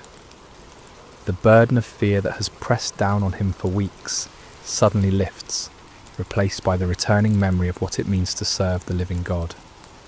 He gives the command that his army is already anticipating. Charge! The Philistine army, seeing the Israelites rushing toward them and having lost their champion and their confidence in a single moment, turns and flees. What had been an organised military force becomes a scattered mob running for their lives across the hills and valleys of the countryside. The rout is complete and devastating. But as the armies chase and flee across the landscape, David remains in the valley beside the brook, holding Goliath's head and looking up toward heaven with a heart full of gratitude. He has not forgotten, even in this moment of triumph, that the victory belongs to the Lord. This was never about David's skill with a sling. Though his years of practice were important, this was never about David's courage. Though his faith was essential, this was about God's power to save his people and his determination to show both Israel and the nations around them that he alone is God. David understands something that many of the celebrating soldiers rushing past him have not yet grasped. This victory in the valley of Elah is not an end in itself, but a beginning. It's a demonstration of what becomes possible when someone is willing to trust completely in God's power and step forward in faith, even when the circumstances seem impossible. As David picks up his simple staff and adjusts his shepherd's bag, still containing 4 unused stones, he reflects on the events of the day. This morning he was simply bringing food to his brothers. Now he has become the deliverer of Israel, the slayer of giants, the one through whom God chose to demonstrate his power to the nations. But David's heart remains humble. He knows that he was simply the instrument God chose to use. The smooth stones came from God's creation. The skill to use the sling came from God's provision of years in the wilderness. The courage to step forward came from God's faithfulness in past trials. Even the opportunity to be in the valley today came from God's sovereign orchestration of events. As the sun begins to set over the valley of Elah, painting the sky in shades of orange and purple, David begins the journey back up the hillside. Behind him, the brook continues to flow peacefully, its waters singing the same gentle song they sang this morning, as if nothing extraordinary had happened here at all. But everything has changed. Israel has been delivered from their enemies. The name of the Lord has been glorified before the nations. Fear has been replaced with faith, and despair has given way to hope. Most importantly, everyone who witnessed this day now knows with certainty that there is a God in Israel, and that the battle belongs to the Lord. The young shepherd boy who walked down into the valley, carrying only his simple faith and his trust in God, walks back up the hillside as a champion. But he carries with him the same faith and the same trust, because he understands that these were the real weapons that won the victory. Size and strength and bronze armour are nothing compared to the power of the living God when it flows through a heart that trusts him completely. As David rejoins the celebrating Israelite army, his brothers look at him with new eyes. Eliab, who scolded him harshly this morning, now embraces him with tears of joy and amazement. The soldiers who barely noticed the young shepherd this morning now gather around him with respect and wonder, eager to hear him tell the story of his victory. But David's first words are not about his own actions or his own courage. Instead, he lifts his eyes toward heaven and says simply, "Blessed be the Lord God of Israel, who has delivered his people this day." The victory belongs to the Lord, and David never forgets it. This understanding, this heart of worship and gratitude, even in the moment of triumph, is what will carry David through all the challenges that lie ahead in his remarkable life. For this is not the end of David's story, but the beginning. This day in the valley of Elah reveals the heart of a shepherd who will one day be king, a man after God's own heart who will lead Israel with the same faith and trust he showed when facing a giant with nothing but a sling and the name of the Lord. As we reflect on this timeless story of David and Goliath, we discover that it offers us profound truths that speak directly to our own lives and challenges. The Valley of Elah becomes a classroom where God teaches us about faith, courage, preparation, and the source of true victory. Let's explore these lessons together, allowing them to settle into our hearts like seeds planted in good soil. One of the most striking aspects of David's story is how thoroughly unlikely he seems as a champion. When the prophet Samuel came to Jesse's house to anoint the next king of Israel, Jesse didn't even bother to call David in from the fields at first. David was the youngest, the smallest, the one everyone overlooked. Even his own brothers saw him as insignificant, more of an annoyance than a hero. Yet God specifically chose this overlooked shepherd boy to accomplish what none of Israel's mighty warriors dared attempt. This pattern runs throughout Scripture and continues in our world today. God delights in using people the world considers insignificant to accomplish his greatest purposes. He chooses the weak to shame the strong, the foolish to confound the wise, the humble to teach the proud. This truth offers tremendous encouragement to anyone who has ever felt overlooked, undervalued, or insignificant. Perhaps you feel too young, too old, too inexperienced, or too ordinary to make a difference. Perhaps others have dismissed your dreams or minimized your contributions. If so, you're in excellent company. Moses felt too inadequate to speak for God. Gideon felt too weak to lead an army. Esther felt too powerless to influence a king. Mary felt too young to bear the Messiah. But God sees what others miss. He looks at the heart while others focus on outward appearances. He values faithfulness over fame, character over credentials, availability over ability. When you feel small in the eyes of the world, remember that you serve a God who specializes in doing extraordinary things through ordinary people who trust him completely. The key is not to become someone else, but to offer who you already are to God with complete surrender. David didn't try to become a traditional warrior. He remained a shepherd who trusted God. Your background, your personality, your unique experiences and perspective are not accidents. They are part of God's preparation for the work he has planned for you. David's courage in facing Goliath didn't appear suddenly on the day of battle.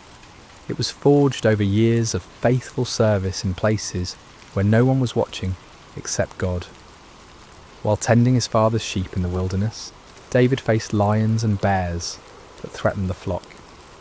In those lonely, dangerous moments, with no audience to impress and no recognition to gain, David learned to depend completely on God's strength. These wilderness experiences became David's training ground. Each time he trusted God to help him protect the sheep, his faith grew stronger. Each time he saw God's faithfulness in the small things, his confidence in God's power increased. By the time he faced Goliath, David had a history with God, a track record of divine assistance that gave him unshakable confidence. This principle applies directly to our lives. The character we develop in private, the faithfulness we demonstrate when no one is watching, the trust we build through small challenges prepare us for the larger battles we'll face later. God often prepares us through what seem like insignificant experiences, developing in us the spiritual muscles we'll need for greater tasks. Perhaps you're in a season of quiet preparation right now. Maybe you're in a job that feels unimportant, dealing with challenges that seem mundane, or serving in ways that go unnoticed. Don't despise these experiences. See them as God's training ground, places where you can learn to trust him completely without the pressure. of public attention. Every act of faithfulness in small things builds spiritual strength. Every time you choose to trust God rather than worry, you're developing the faith muscles you'll need for larger challenges. Every moment you spend in prayer, study and worship during the ordinary days creates the spiritual foundation that will hold firm when storms come. David's Psalms reflect a man who knew God intimately through countless hours of communion in the wilderness. His worship wasn't reserved for public occasions. It was the natural overflow of a heart that had learned to recognise God's presence in solitary places. This private relationship with God became the source of his public courage. The contrast between David's response to Goliath and that of Israel's army reveals the transformative power of proper perspective. The Israelite soldiers saw Goliath's size and focused on their own inadequacy. They measured themselves against the giant and found themselves wanting. Fear paralysed them because they were looking at the problem instead of at God. David saw the same giant but responded completely differently. Instead of focusing on Goliath's size, David focused on God's greatness. Instead of measuring himself against the Philistine champion, he remembered God's faithfulness in past challenges. Most importantly, David saw this confrontation not as David versus Goliath, but as the God of Israel versus the false gods of the Philistines. This shift in perspective made all the difference. When we focus on our problems, they appear insurmountable. When we focus on God, our problems find their proper proportion. The same challenge that paralyses us with fear can become an opportunity to witness God's power when we view it through the lens of faith. Your Goliath may not be a 9-foot giant in bronze armour, but it's probably just as real and just as intimidating. It might be a health diagnosis that fills you with dread, a financial crisis that keeps you awake at night, a broken relationship that seems beyond repair, or a dream that feels impossible to achieve. Whatever giant you're facing, the same God who empowered David is available to you today. The key is learning to see your challenges through God's eyes rather than your own. When you focus on how big your problems are, they grow larger in your mind, and your faith shrinks. But when you focus on how big your God is, your problems find their proper place, and your faith grows stronger. Faith doesn't mean pretending problems don't exist or minimizing real challenges. David didn't pretend Goliath was small. He acknowledged the giant's formidable appearance and weapons. But faith means recognizing that God is greater than any challenge we face, and that his power is available to those who trust him completely. Perhaps the most important lesson from David's story is his understanding that victory belongs to God alone. David never claimed credit for defeating Goliath. He never boasted about his skill with a sling or his courage in facing the giant. Instead, he consistently pointed to God as the source of his victory. This humility wasn't false modesty, it was accurate theology. David understood that without God's strength, he would have been just another casualty in the valley. With God's power, he became an instrument of divine deliverance. The difference was not in David himself, but in David's relationship with God and his willingness to trust completely in divine strength. This principle protects us from both despair and pride. When we face challenges that seem impossible, we can take courage from knowing that we don't have to rely on our own strength. The same God who empowered David is available to empower us. When we experience victory and success, we can maintain humility by remembering that every good gift comes from above. Recognizing that victory belongs to the Lord also frees us from the crushing pressure of trying to achieve success through our own efforts alone. We can work diligently, prepare thoroughly, and act courageously, but we do so knowing that ultimate success depends on God's blessing and power. This perspective brings both peace in the struggle and gratitude in the victory. As we conclude our time together in the valley of Elah, I want you to imagine yourself standing where David stood. The sun is setting behind you, casting long shadows across the grass. In front of you lies whatever giant has been challenging your faith, threatening your peace, or blocking your path forward. Your Goliath might be fear itself, that persistent anxiety that whispers lies about your future and your security. It might be doubt that questions God's goodness when life becomes difficult. Perhaps it's a pattern of sin that seems too strong to break, a relationship that appears too damaged to heal, or a dream that feels too big to pursue. Maybe your giant is loneliness that echoes in empty rooms and quiet evenings, or it could be anger that burns hot and destroys relationships. Perhaps it's despair that covers your days like a dark cloud, making it hard to see hope or purpose. Whatever giant you're facing, remember David's words, "I come against you in the name of the Lord Almighty." You don't have to face your challenges alone. You don't have to rely solely on your own strength, wisdom, or resources. The same God who empowered a shepherd boy to defeat a giant warrior is present with you today. Like David, you may feel small and inadequate when you look at the size of your challenges. That's normal and even healthy, because it drives you to depend on God rather than yourself. But don't let the size of your problems overshadow the greatness of your God. Don't let the voice of your giant drown out the whisper of divine love that calls you forward in faith. Remember that God has been preparing you for this moment through all the quiet experiences of your life.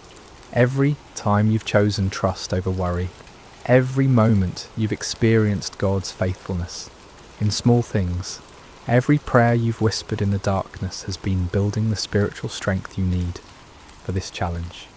Take up your simple faith like David took up his sling. Select the smooth stones of God's promises that have been worn smooth by the flowing waters of his love. Step forward, not in your own strength, but in the name of the Lord who loves you completely and fights on your behalf. And remember, the battle belongs to the Lord. Your job is not to guarantee the outcome, but to trust the one who holds the outcome in his hands. Your calling is not to be strong enough to win, but to be faithful enough to step forward when God calls. As you face your giants, may you have David's courage to step forward, his faith to trust completely, and his wisdom to give God all the glory for whatever victories he grants. May you discover, as David did, that with God all things are possible, and that no giant is too large for the power of divine love. Let us pray together. Heavenly Father, we thank you for the story of David and Goliath, which reminds us that you delight in using ordinary people to accomplish extraordinary things. Help us to see our challenges through your eyes rather than our own fears. Give us David's courage to step forward when you call, his faith to trust in your power rather than our own strength, and his humility to give you glory for every victory. We place our giants before you today, Lord, whatever form they may take in our lives. We acknowledge that we cannot defeat them in our own strength, but we trust in your power to deliver us. Use our weaknesses to display your strength, our fears to showcase your faithfulness, and our victories to bring glory to your name. Help us to be faithful in the quiet places of preparation, knowing that you are building in us the character and faith we'll need for the challenges ahead. May we never forget that the battle belongs to you, and may we always be quick to give you praise for your goodness and mercy in our lives. In the name of Jesus, our Good Shepherd and mighty champion, we pray. Amen. Sleep well, dear friends, knowing that the same God who was with David in the valley is with you wherever your journey leads. May his peace guard your hearts and minds, and may you wake tomorrow with renewed faith to face whatever giants await. Until we meet again in another story, May God's love surround you like a shepherd's care, and may his strength be your portion in every season. Thank you for joining us at Sacred Slumber, where every story reminds us that we are deeply loved and never alone. Hello friends, and welcome to Sacred Slumber. I hope your day has been filled with blessings, no matter what time you're joining us or where you are in this beautiful world. Before we begin tonight's journey into the remarkable story of Gideon, I want to invite you to subscribe to Sacred Slumber so you never miss these powerful biblical narratives that can transform your heart and strengthen your faith. Now let's settle in as we explore one of the most extraordinary accounts of courage, faith and divine intervention in all of Scripture. The sun hung low over the hills of Israel, casting long shadows across a land that had once flowed with milk and honey. But those days seemed like distant memories now. The once prosperous nation had fallen into chaos, its people scattered and hiding like frightened animals. For 7 long years, the Midianites had swept down upon Israel like locusts, devouring everything in their path. Picture, if you will, the terror that gripped every village and farmstead. Families would wake each morning not knowing if this would be the day the raiders would come. Fathers would venture out to check their crops, only to find them trampled and stolen. Children would be hushed to silence at the first sound of hoofbeats on the horizon. The very air seemed thick with fear and desperation. The Midianites, along with their allies, the Amalekites, and other eastern peoples, had turned the conquest of Israel into an annual ritual. Like a plague of locusts, they would arrive at harvest time, their camels beyond counting, stretching across the landscape as far as the eye could see. They would strip the land bare, taking not only the grain and livestock, but also crushing the spirits of God's chosen people. Farmers had abandoned their fields, choosing instead to hide in mountain caves and underground chambers. The marketplaces that once bustled with commerce now stood empty and silent. What should have been a time of celebration and thanksgiving for the harvest had become a season of dread and starvation. Israel's cities, once proud and strong, had crumbled into mere shadows of their former glory. The walls that should have protected the people lay in ruins, and the gates that once welcomed travellers now hung broken on their hinges. It was as if the very blessing of God had departed from the land, leaving behind only sorrow and defeat. In this atmosphere of despair, mothers would gather their children close and whisper the old stories of how God had delivered their ancestors from Egypt, how he had parted the Red Sea and given them victory over mighty enemies. But those stories seemed like fairy tales now, beautiful but impossible dreams from a time when God still cared about his people. The elders of Israel shook their heads in bewilderment. Where was the God of Abraham, Isaac and Jacob? Where was the mighty deliverer who had once fought for them? Had he forgotten his covenant? Had he abandoned them to their enemies forever? It was into this world of darkness and desperation that our story begins, in the small town of Ophrah, where a young man named Gideon was about to discover that God had not forgotten his people, after all. But Gideon, like so many others, had lost hope. He had watched his family's livelihood disappear year after year, and he had grown tired of empty promises and unanswered prayers.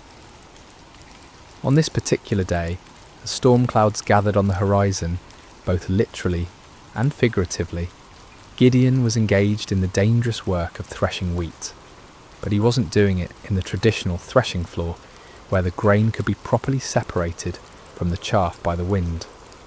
Instead, he was hidden away in a wine press, a place where grapes were normally crushed to make wine. It was cramped, inefficient, and poorly ventilated, but it offered something more valuable than convenience. It offered concealment from enemy eyes.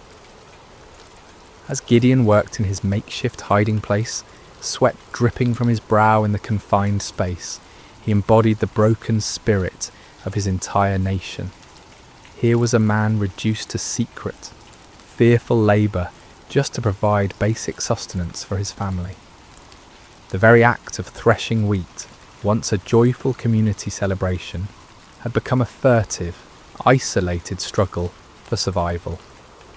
Little did Gideon know that this moment of apparent defeat would become the launching pad for one of the most remarkable displays of God's power in human history. The God who seemed absent was actually watching, waiting, and preparing to use this unlikely hero in ways that would astound both friend and foe alike. The rhythm of Gideon's work was steady but tense. Each strike of his flail against the wheat stalks echoed softly in the confined space of the wine press.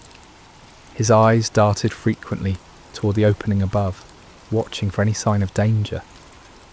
The precious grain he was salvaging represented not just food for today, but hope for tomorrow, assuming the Midianites didn't discover his hiding place.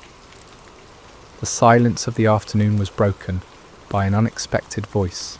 "The Lord is with you, mighty warrior." Gideon's heart nearly stopped.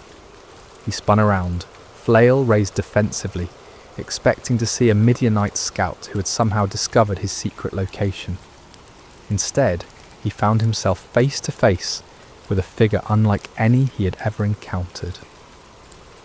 The stranger sat calmly beneath the great oak tree that overlooked the wine press, his presence somehow both commanding and peaceful.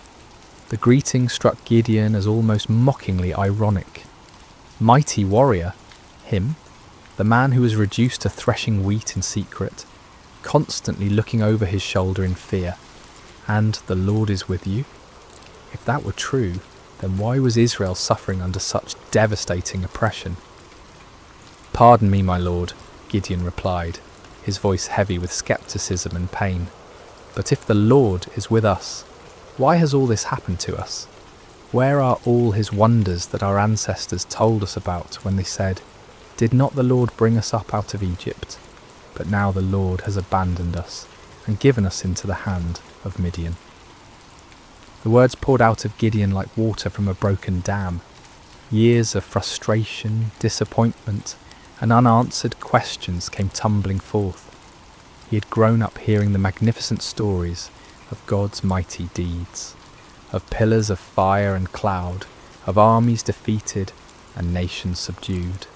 But where was that God now? Where were those miracles when his people needed them most? The stranger listened patiently to Gideon's outburst, showing no offence at the young man's boldness or apparent lack of faith. There was something in his eyes that spoke of ancient wisdom and unlimited compassion. When Gideon finished speaking, the visitor's response was both simple and earth-shattering. "Go in the strength you have and save Israel out of Midian's hand. Am I not sending you?" The audacity of the command took Gideon's breath away. Save Israel? Him? The implications were staggering. This wasn't a request for him to join an army or support a cause. This was a divine commission to personally lead the deliverance of an entire nation from a seemingly impossible situation. "Pardon me, my lord," Gideon stammered, his mind reeling, "but how can I save Israel? My clan is the weakest in Manasseh, and I am the least in my family." Gideon's response revealed the depth of his feelings of inadequacy. In a culture where tribal strength and family position determined social standing and influence, he saw himself as doubly disqualified. His clan held no political power, commanded no great armies, and possessed no significant wealth. Within that already weak clan, he was the youngest, the most inexperienced, the least likely to be chosen for any position of leadership. But the stranger's next words would echo through the ages as one of the most profound promises ever given to a human being. "I will be with you, and you will strike down all the Midianites, leaving none alive." The promise was comprehensive and absolute. Not some of the Midianites, not most of them, but all of them. The victory would be complete and decisive, but more importantly, it would not depend on Gideon's strength, wisdom, or experience. It would depend entirely on the presence and power of God himself. Still struggling to believe what he was hearing, Gideon made a request that would reveal both his desire for faith and his need for certainty. If now I have found favour in your eyes, give me a sign that it is really you talking to me. Please do not go away until I come back and bring my offering and set it before you. The stranger agreed to wait, and Gideon hurried to his house to prepare an offering.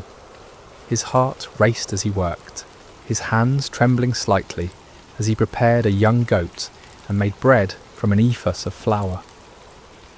This was not a small offering by the standards of his time, especially for a family struggling under the oppression of constant raids. Yet something within him compelled him to give generously, to honour this mysterious visitor properly. When Gideon returned with the prepared food, the stranger instructed him to place the meat and unleavened bread on a rock and pour out the broth.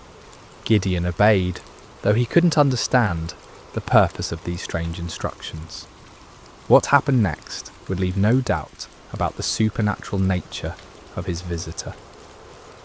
The stranger touched the meat and bread with the tip of the staff he carried, and immediately fire flared from the rock, consuming the entire offering in an instant.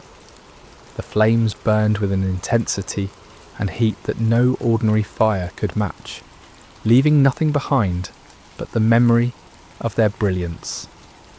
In that same moment, the stranger vanished from sight, disappearing as suddenly and mysteriously as he had appeared. Terror gripped Gideon's heart as the full realization of what had just occurred crashed over him like a mighty wave. This had been no ordinary man, no mere messenger or prophet. This had been the angel of the Lord, a manifestation of God himself. In that moment of understanding, Gideon was overwhelmed not with joy, but with mortal fear. "Alas, sovereign Lord," he cried out in anguish, "I have seen the angel of the Lord face to face." In the ancient world, it was believed that no human could see God and live. The very encounter that should have filled him with confidence instead filled him with terror. Had his boldness in questioning and testing the Lord sealed his doom? Would he die for having stood in the presence of the Almighty? But even in his moment of greatest fear, God's grace reached out to comfort him. The voice of the Lord came to him again, gentle and reassuring.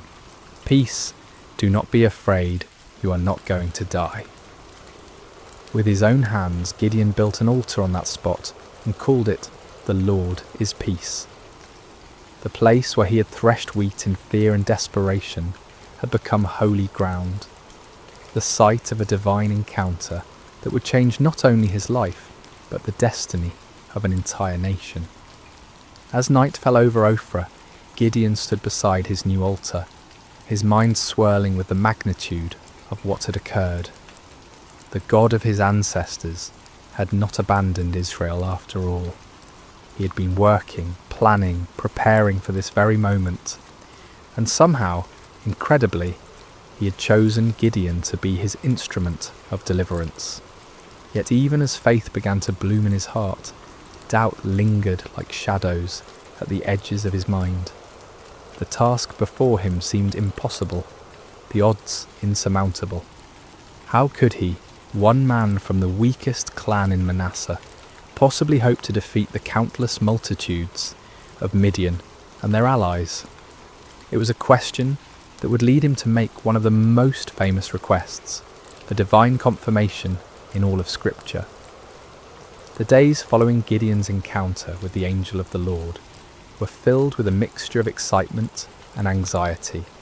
The divine commissioning had been clear and unmistakable, yet the human heart, prone to doubt and fear, struggled to fully embrace what seemed impossible.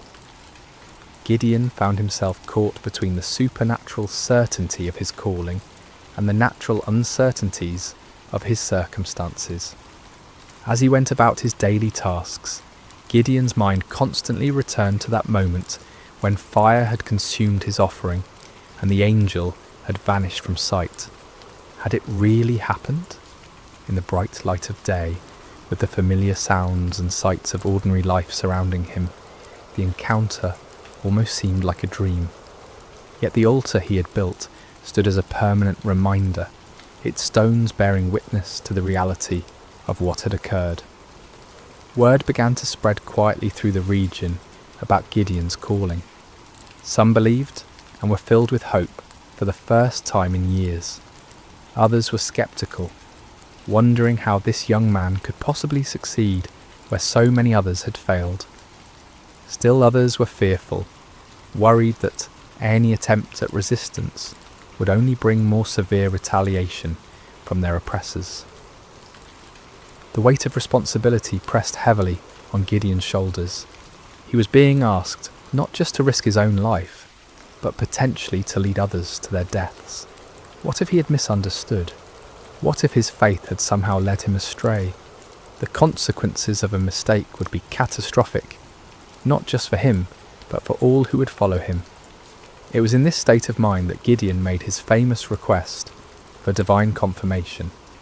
The fleece test, as it would come to be known, represented not a lack of faith, but rather a deep desire for certainty in the face of overwhelming responsibility. "If you will save Israel by my hand as you have promised," Gideon prayed earnestly, "look, I will place a wool fleece on the threshing floor. If there is dew only on the fleece, and all the ground is dry, then I will know that you will save Israel by my hand, as you said." The request was specific and measurable. In the normal course of nature, dew would form on all surfaces exposed to the night air. If God could reverse this natural process, causing moisture to collect only on the fleece, while leaving the surrounding ground completely dry, it would serve as an unmistakable sign of divine intervention. Gideon placed the fleece carefully on the threshing floor as evening approached. All through the night he must have awakened periodically, wondering what he would find in the morning. As dawn broke, he hurried to the spot where he had placed his test. What he discovered filled him with wonder and awe. The fleece was thoroughly saturated with dew, so much so that when he wrung it out, he was able to fill an entire bowl with water. Yet all around it, the ground was completely dry, as if an invisible barrier had prevented any moisture from settling anywhere but on the wool. The sign was clear and unmistakable, yet Gideon's human nature craved even greater certainty. The magnitude of what he was being called to do seemed to justify asking for additional confirmation. With remarkable humility and boldness he approached God with yet another request.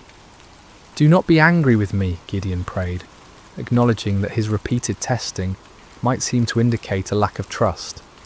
"Let me make just one more request. Allow me one more test with the fleece, but this time make the fleece dry and let the ground be covered with dew."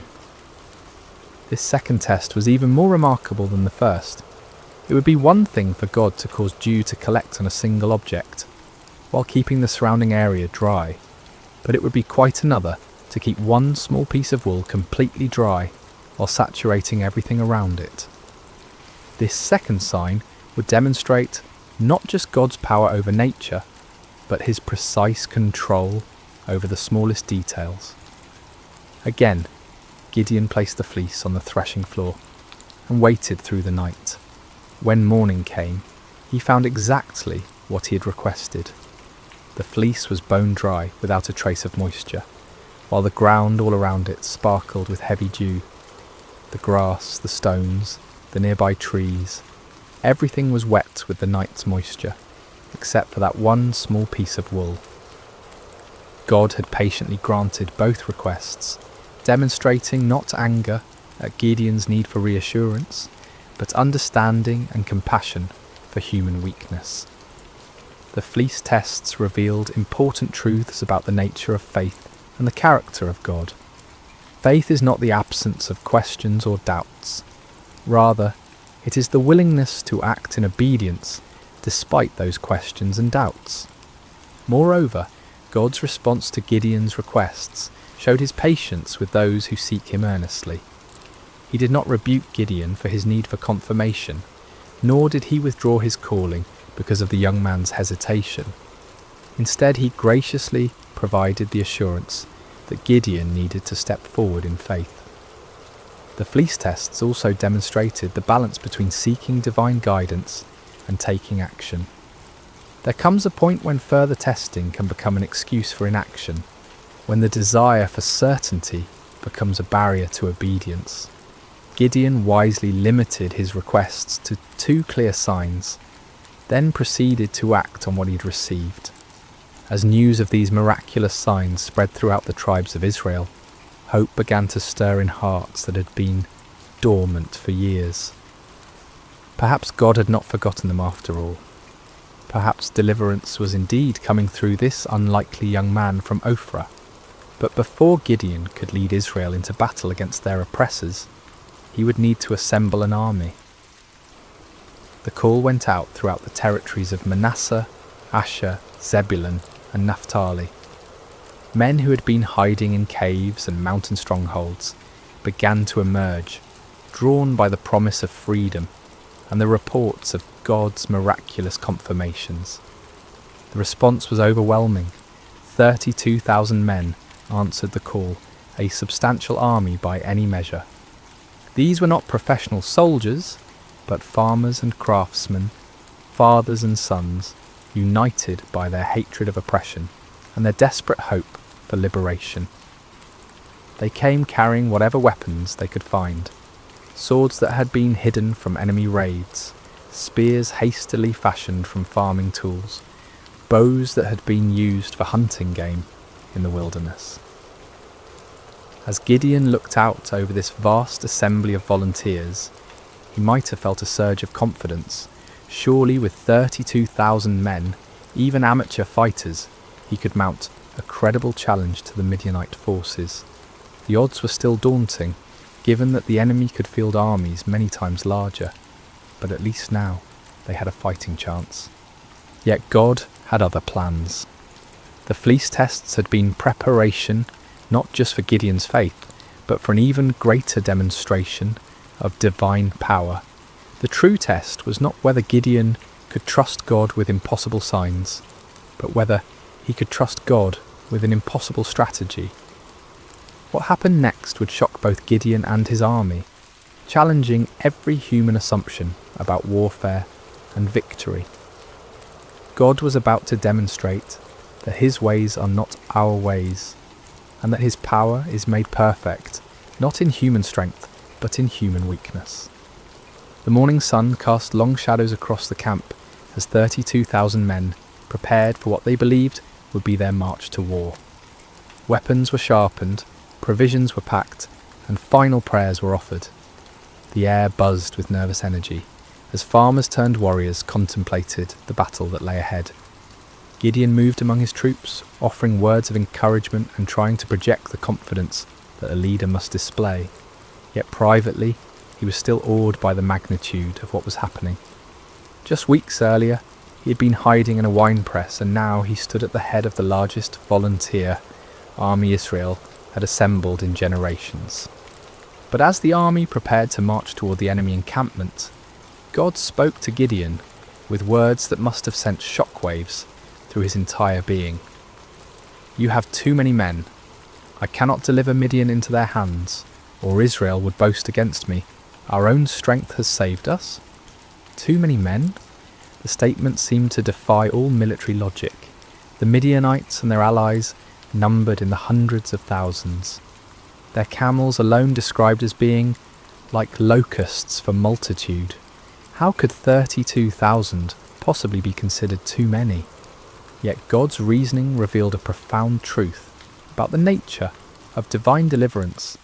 If Israel won the coming battle through conventional military means, they would inevitably credit their victory to their own strength, strategy, and courage.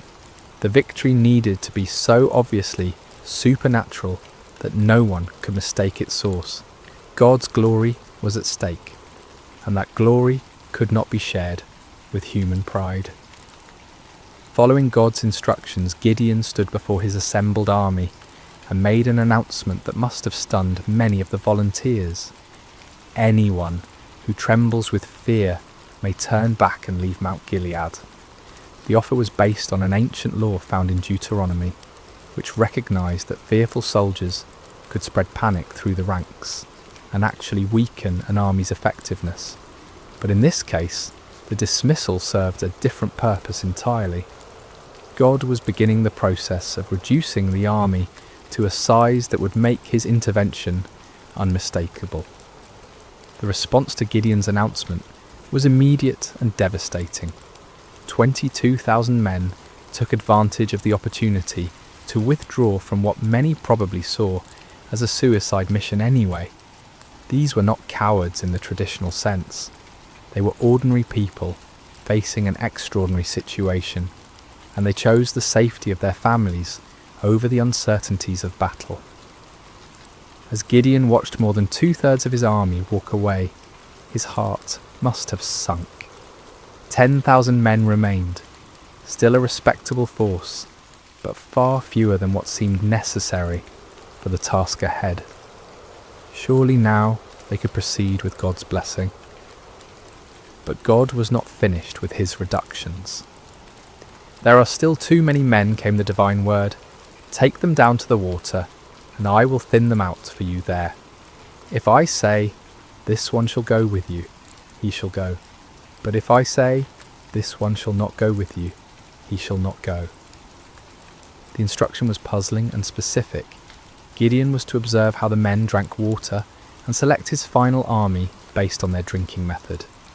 Of all the criteria that might be used to choose warriors, how they consumed water seemed among the least relevant to military prowess. At the water's edge, the 10,000 men revealed their character through their approach to drinking. The vast majority knelt down and put their faces directly to the water, drinking deeply and focusing entirely on satisfying their thirst. But a small group, only 300 men, demonstrated a different approach. They brought water to their mouths with their hands, lapping it like dogs while maintaining their vigilance and readiness. God's instruction was clear. "With the 300 men that lapped, I will save you and give the Midianites into your hands. Let all the others go home." The reduction was complete and shocking. From 32,000 to 300 represented a decrease of more than 99%. What had begun as a substantial army was now reduced to little more than a large company. The odds, already daunting, had become mathematically absurd. Yet the selection criteria revealed profound spiritual truths. The 300 men who were chosen had demonstrated alertness, self-discipline, and readiness, even in a moment of personal need. While drinking, they had maintained their awareness of their surroundings, prepared for action at a moment's notice. These qualities, while admirable in soldiers, were really symbols of spiritual preparedness and faithfulness. As the dismissed soldiers departed, taking most of the weapons and supplies with them, Gideon was left with 300 men who looked more like a ceremonial guard than a fighting force. The enemy they faced was described in terms that emphasized their overwhelming numbers. All the Midianites, the Amalekites, and the other eastern peoples had settled in the valley, thick as locusts. Their camels could no more be counted than the sand on the seashore. The disparity was so extreme that it moved beyond the realm of military strategy into the realm of the miraculous. No human commander would voluntarily reduce his forces to such a level when facing such overwhelming odds. Yet this was precisely God's point. The victory that was coming would be so clearly divine in origin that no one could attribute it to human planning or prowess. For Gideon, this final reduction must have been the ultimate test of faith. Everything in his military thinking, everything in his natural instincts, everything in conventional wisdom screamed against such a strategy. Yet his experiences with the fleece had prepared him for this moment. He had learned to trust God's ways even when they contradicted human logic. The 300 men who remained showed remarkable faith as well. They could see the enemy forces spread across the valley below them. They knew the odds better than anyone, yet they chose to stay, to trust in the God who had called them through his servant Gideon. As night fell over the Israelite camp, the 300 men prepared for what would be the most unconventional battle in military history. They had no idea that they were about to participate in a victory that would be remembered and celebrated for thousands of years. A victory that would demonstrate God's power to use the weak to confound the mighty. The stage was set for a night that would change everything. The Midianites slept in their countless tents, confident in their overwhelming superiority. The 300 Israelites made their final preparations, trusting in a God who specialized in impossible victories. The hours before dawn are often the darkest, both literally and figuratively. As Gideon and his 300 men crouched in the hills overlooking the vast enemy encampment, the weight of their impossible mission pressed down upon them like a physical burden. The valley below was filled with the tents of their enemies, stretching as far as the eye could see in the starlight, a sea of canvas that housed an army larger than any they had ever faced. Despite the miraculous signs he had witnessed and the divine assurances he had received, Gideon still struggled with doubt. God, in his infinite understanding of human nature, provided one more confirmation before the battle commenced. "Get up, go down against the camp," the Lord instructed, "because I am going to give it into your hands. If you are afraid to attack, go down to the camp with your servant Purah and listen to what they are saying. Afterward, you will be encouraged to attack the camp." The offer revealed God's compassionate understanding of Gideon's anxiety. Rather than rebuking him for his continued fears, the Lord provided an opportunity for reassurance. Taking his servant Purah with him, Gideon crept down toward the perimeter of the enemy camp under cover of darkness. The Midianite camp was massive beyond imagination. Thousands upon thousands of tents housed warriors from multiple nations united in their conquest of Israel. The sounds of the sleeping army filled the night air, snoring soldiers, restless camels, the occasional challenge of sentries. The very scale of the enemy forces should have been overwhelming to any reasonable observer. As Gideon and Purah approached the outer edge of the camp, they overheard a conversation between two Midianite soldiers. One was telling his companion about a disturbing dream he had experienced. "I had a dream. A round loaf of barley bread came tumbling into the Midianite camp. It struck the tent with such force that the tent overturned and collapsed." The interpretation offered by his fellow soldier was even more remarkable. "This can be nothing other than the sword of Gideon son of Joash, the Israelite. God has given the Midianites and the whole camp into his hands." The irony was profound. Here in the heart of the enemy camp, God was providing confirmation through the mouths of Israel's oppressors themselves. The barley bread in the dream was significant. Barley was considered the food of the poor, inferior to wheat. Yet in the dream, this humble loaf had the power to destroy the entire enemy position. The symbolism was clear. God would use the humble and despised to bring down the mighty and proud. That Gideon's name was already known to the enemy indicated that word of the gathering Israelite resistance had reached their ears. Rather than being encouraged by their overwhelming numerical superiority, some among the Midianites were apparently experiencing anxiety about this upstart Hebrew leader.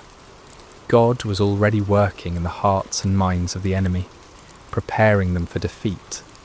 Gideon and Purah retreated to their own lines, hearts pounding with excitement and renewed confidence. The doubt that had plagued Gideon was finally dispelled by this remarkable confirmation. When they reached the Israelite position, Gideon called his men together for final instructions. "Get up," he announced with newfound authority and confidence. "The Lord has given the Midianite camp into your hands." What followed was perhaps the most unusual battle plan in military history. Instead of swords and spears, Gideon distributed trumpets, empty clay jars, and torches to each of his 300 men. The weapons of conventional warfare were set aside in favour of items that seemed more suited to a religious ceremony than a military campaign. Gideon divided his small force into 3 companies of 100 men each. The strategy was simple, yet audacious.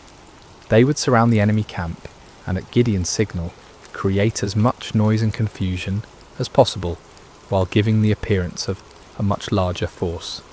"Watch me," Gideon instructed his men. "Follow my lead. When I get to the edge of the camp, do exactly as I do. When I and all who are with me blow our trumpets, then from all around the camp blow yours and shout, 'For the Lord and for Gideon.'" The plan required perfect timing and coordination. Each man would conceal his torch inside a clay jar, maintaining complete darkness and silence until the moment of attack. Then at Gideon's signal, they would simultaneously break their jars, revealing blazing torches, blow their trumpets with all their might, and shout their battle cry. The psychological impact was designed to be devastating. The enemy would suddenly find themselves surrounded by lights and noise, creating the impression of a massive attacking force. In the confusion of a night assault, with limited visibility and the disorientation of being awakened from sleep, even experienced soldiers could panic and lose their sense of direction. As the 3 companies moved into position around the vast perimeter of the enemy camp, each man must have felt the weight of the moment. They were not professional soldiers, but ordinary citizens who had answered the call to fight for their freedom. Now they found themselves in the most critical moment of their lives, armed with the most unconventional weapons imaginable, trusting in a God who had promised victory through seemingly impossible means. The middle watch around midnight was traditionally the time when sentries were changed, and vigilance was often at its lowest point. It was at this precise moment that Gideon and his 100 men reached their assigned position on the edge of the camp. Across the valley, 200 other men waited in similar positions, every eye fixed on their leader for the signal that would begin the battle. Gideon raised his torch-filled jar high above his head, then brought it down sharply, smashing it against a rock. The clay shattered with a sound that seemed to echo across the silent valley, and immediately his torch blazed forth in the darkness. At the same instant, he lifted his trumpet to his lips and blew a long, piercing blast. "For the Lord and for Gideon," he shouted at the top of his lungs. The signal rippled around the camp as 300 jars smashed simultaneously. 300 torches burst into flame, and 300 trumpet heights sounded their defiant call. The battle cry of "For the Lord and for Gideon" echoed from every direction, creating the impression that the Midianite camp was completely surrounded by a massive army. The effect was instantaneous and devastating. Thousands of sleeping soldiers were jolted awake to find their camp surrounded by blazing lights and deafening noise.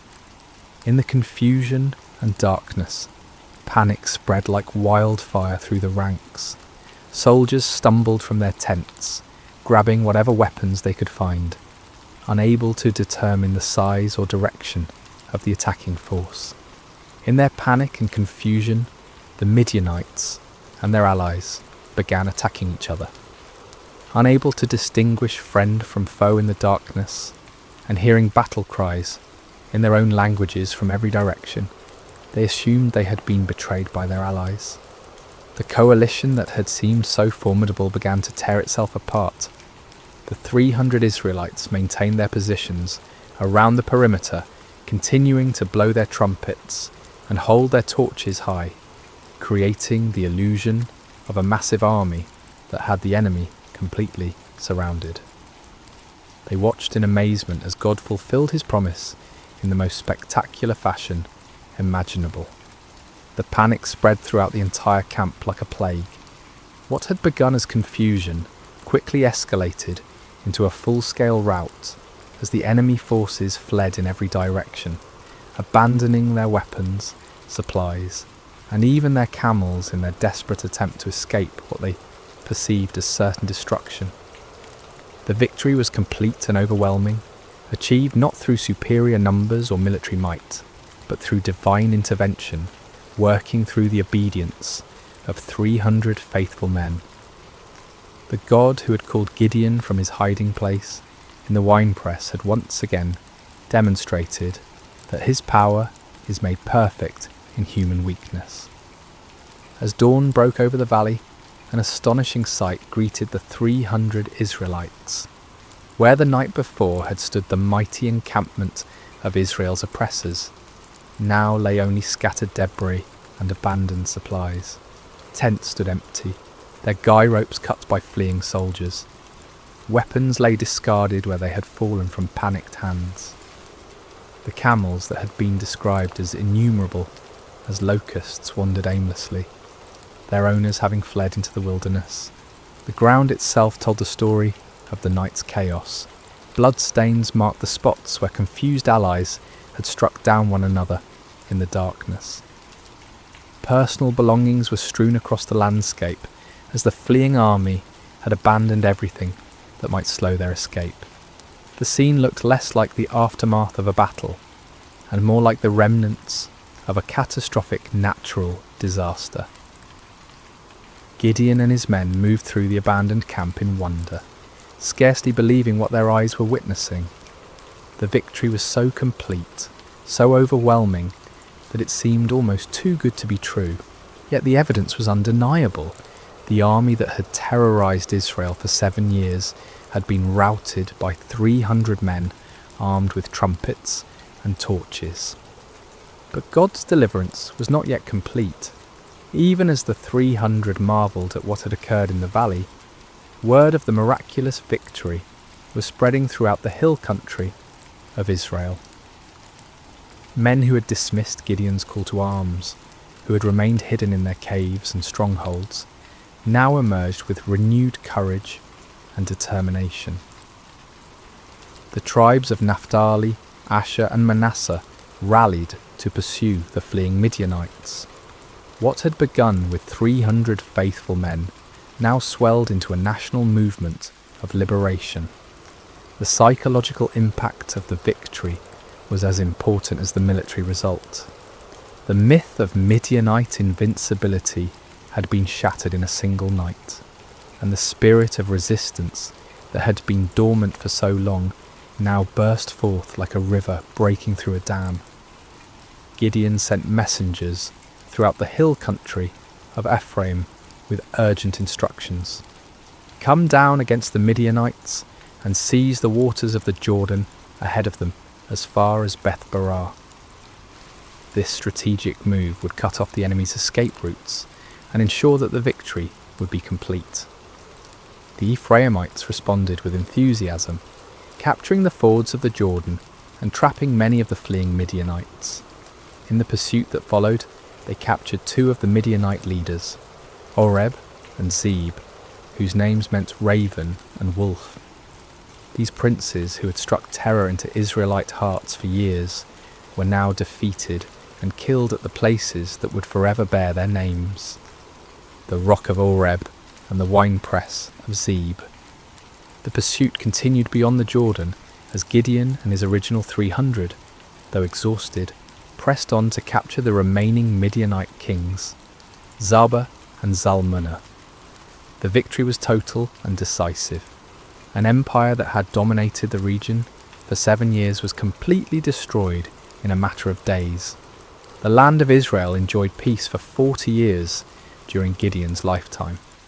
The oppression that had driven families into hiding was replaced by prosperity and security.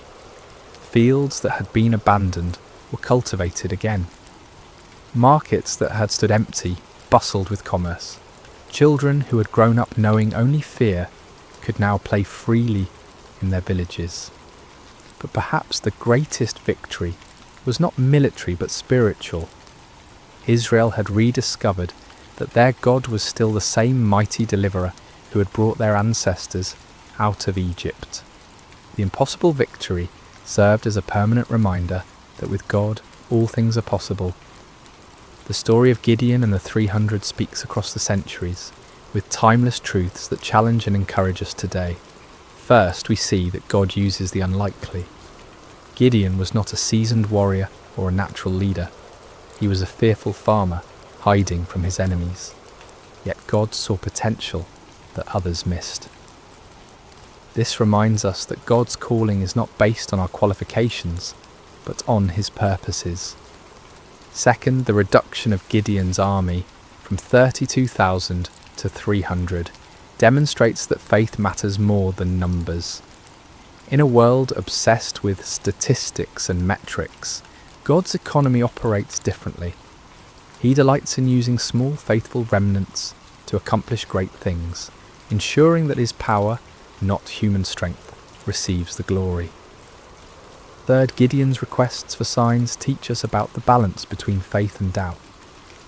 God was patient with Gideon's need for confirmation, showing us that honest questions and requests for reassurance are not signs of weak faith but of a heart that desires to walk in God's will.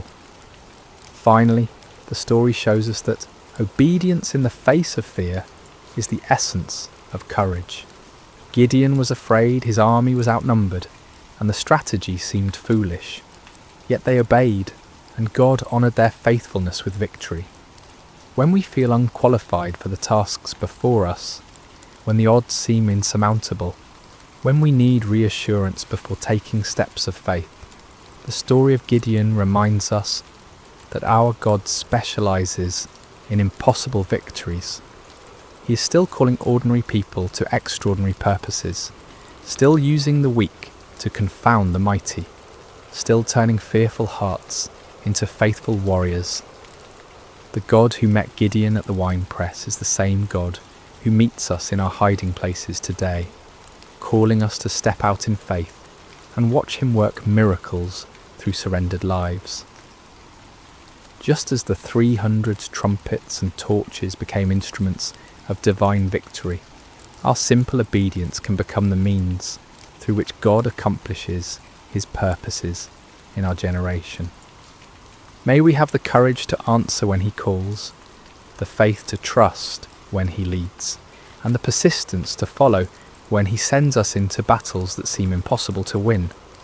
For with God, the 300 can defeat the multitudes, and faith can move mountains that seem immovable. The story of Gideon reminds us that our greatest victories come not when we feel strong and capable, but when we acknowledge our weakness and depend completely on God's strength. In those moments of surrender, we discover that we serve a God who delights in doing the impossible through the most unlikely people. And so the story ends where it began, with an invitation to faith, a call to courage, and a promise that the God who delivered Israel through Gideon and the 300 is still delivering his people today, one impossible victory at a time. The fire on Mount Carmel, Elijah and the prophets of Baal. Hello everyone, and welcome to Sacred Slumber. Before we dive into today's powerful message, I want to connect with each of you personally. How has your day been treating you so far?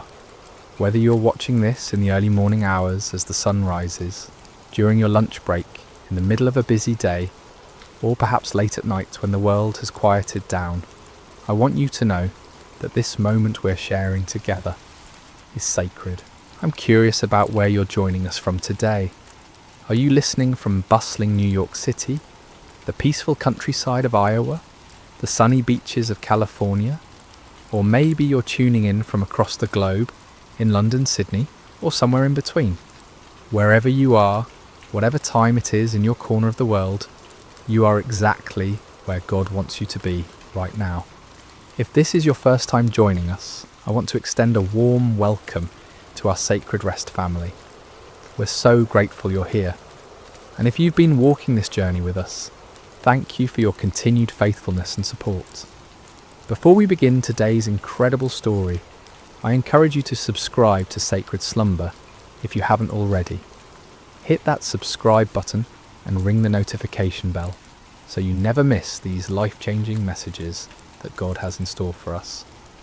Now let's prepare our hearts for what I believe will be one of the most dramatic, faith-building stories you'll hear. Today we're travelling back over 2,800 years to witness one of the most spectacular demonstrations of God's power ever recorded in human history. We're going to Mount Carmel in ancient Israel, where one man's faith stood against an entire nation's rebellion, where fire fell from heaven, and where hearts were turned back to the one true God. The fire on Mount Carmel, Elijah and the prophets of Baal. Chapter 1. A nation in spiritual freefall. Picture, if you will, the ancient kingdom of Israel during one of its darkest hours. This wasn't just a time of political upheaval or economic hardship, though both of those existed. This was a time of complete spiritual catastrophe, a moment when an entire nation had turned its back on the God who had delivered them from slavery in Egypt, who had parted the Red Sea, who had given them the Promised Land. King Ahab sat on the throne of Israel, and beside him ruled Queen Jezebel, a woman whose very name has become synonymous with wickedness and manipulation. Jezebel wasn't just content to worship false gods herself. She was determined to drag the entire nation of Israel down with her into the depths of idolatry and spiritual darkness. Under their reign, temples to Baal began sprouting up across the landscape like poisonous mushrooms after a storm. Baal was the Canaanite storm god, supposedly the controller of rain and fertility, the giver of crops and abundance. The people were drawn to him because they believed he could provide what they desperately needed: prosperity, security, and success. Sound familiar? In our modern world, we may not bow down to statues of Baal, but how many of us have made idols out of our careers, our bank accounts, our social media followers, or our pursuit of comfort and pleasure? The heart of humanity hasn't changed much in nearly 3,000 years. But Jezebel wasn't satisfied with just building temples. She launched a systematic persecution campaign against the prophets of the Lord. These faithful men and women of God were hunted down like criminals. Some were executed, others were forced to hide in caves and secret places, living in constant fear for their lives. The word of God was being silenced, and darkness was spreading across the land like a plague. Can you imagine living in such a time, when speaking the truth about God could cost you your life, when the very foundations of faith that had sustained a nation for generations were being torn down brick by brick, when it seemed like evil had won and righteousness had fled?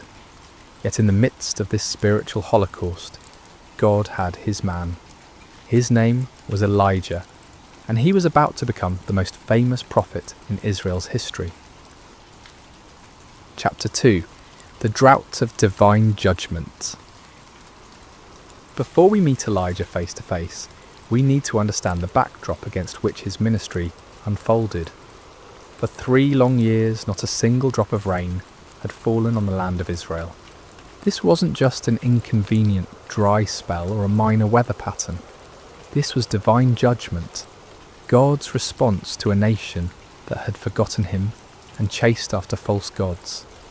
The drought was devastating in ways that are hard for us to fully comprehend in our modern world of grocery stores and water systems.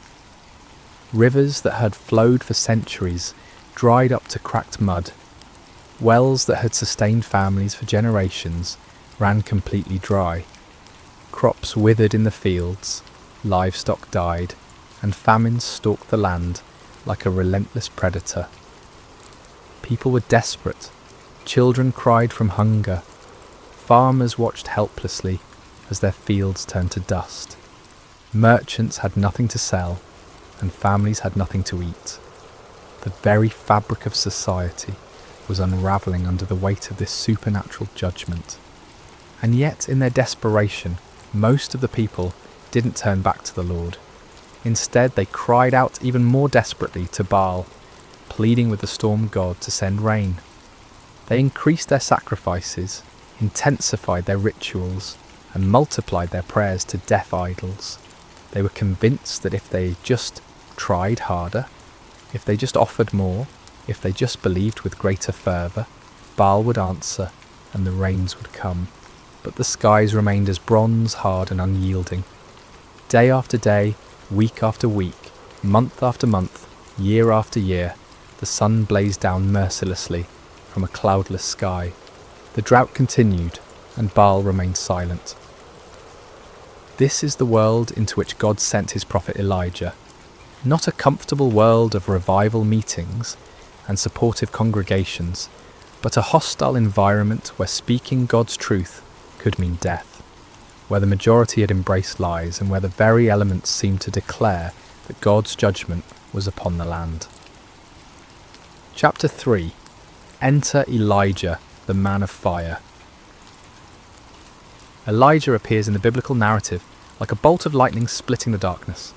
We don't know much about his background or his early life. He's introduced simply as Elijah the Tishbite, from Tishbe in Gilead.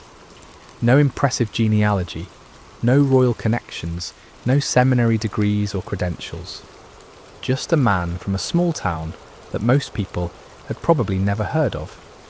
But what Elijah lacked in pedigree, he more than made up for in faith, courage, and an unshakable conviction that the Lord God of Israel was the one true God. While the nation around him bowed to Baal, Elijah stood firm. While others compromised and conformed, Elijah remained faithful. While the majority chose the easy path of popular religion, Elijah chose the narrow way of truth.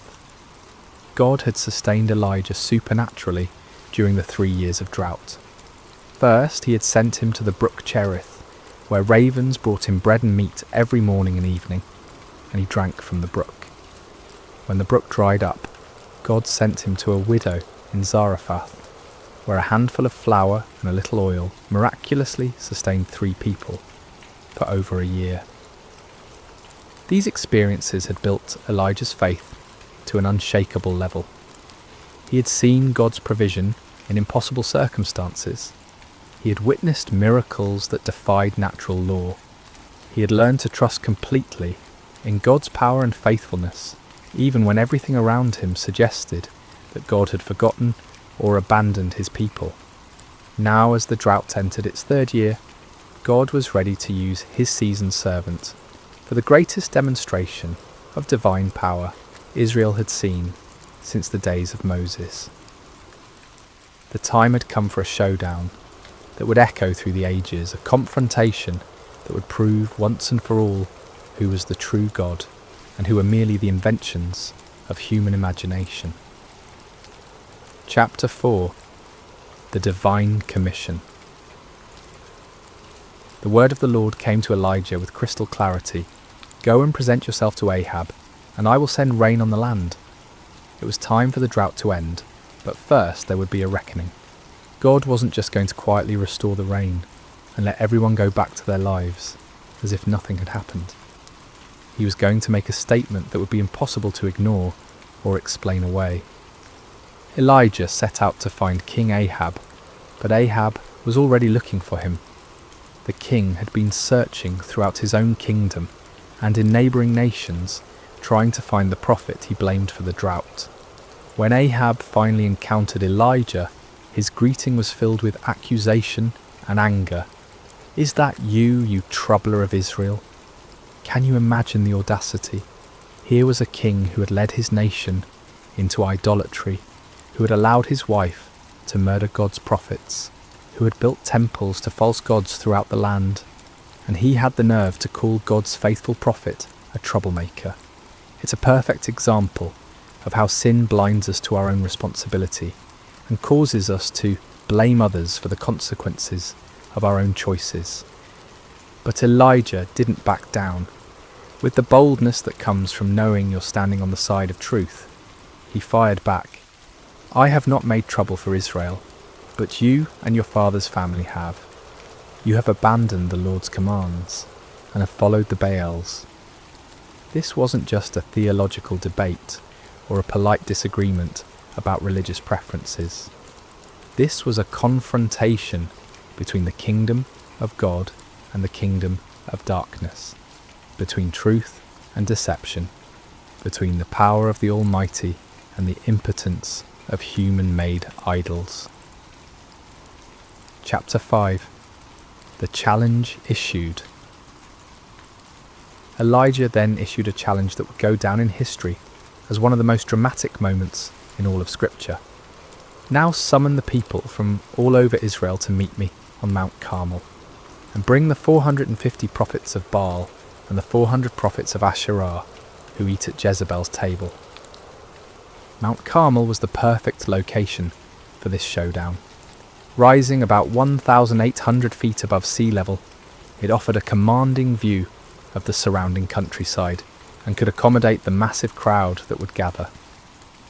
More importantly, Mount Carmel was considered sacred to Baal worship. The Canaanites believed it was one of Baal's favourite dwelling places. By choosing this location, Elijah was essentially challenging Baal on his home turf. The terms of the contest were elegantly simple. Get 2 bulls for us.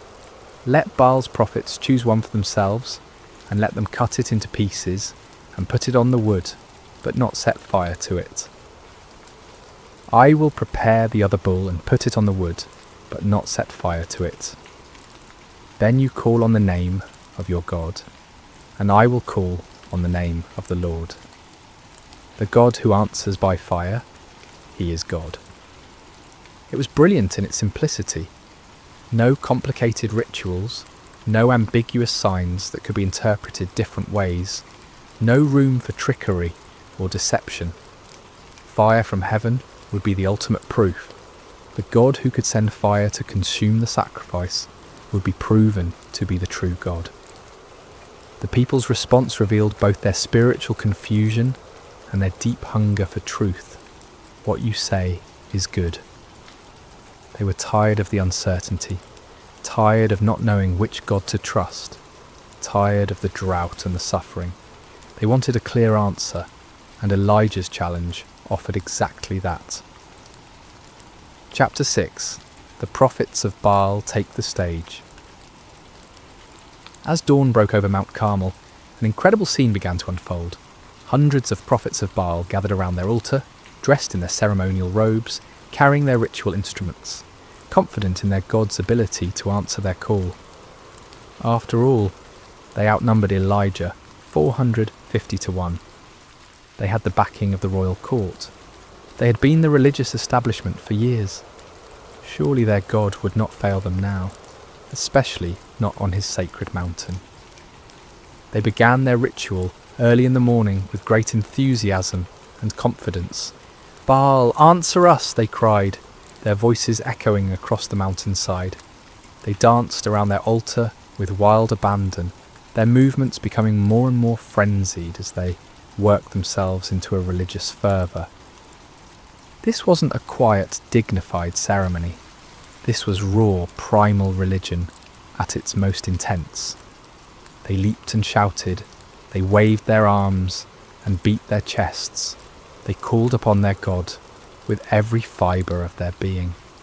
The sound of their voices, the pounding of their feet, the clashing of their instruments created a cacophony that could be heard for miles around. But as the morning wore on and became noon, something became increasingly obvious.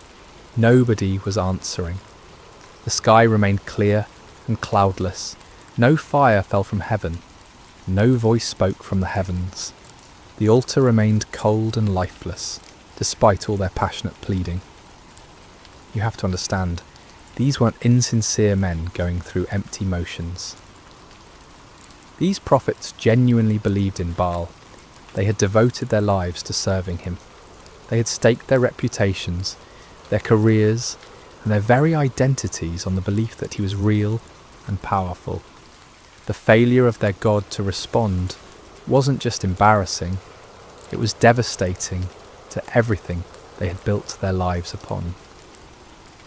Chapter 7. Elijah's Divine Sarcasm. As the noon sun blazed overhead and the prophets of Baal continued their increasingly desperate rituals, Elijah decided it was time for some divine commentary. With a wit that was both cutting and brilliant, he began to mock their futile efforts. "Shout louder! Surely he is a god. Perhaps he is deep in thought, or busy, or travelling. Maybe he is sleeping and must be awakened." Can you imagine the scene? Here's Elijah, one man against 450, calmly watching their frantic efforts and offering helpful suggestions for why their God might not be responding. The sarcasm was devastating because it highlighted the absurdity of their situation.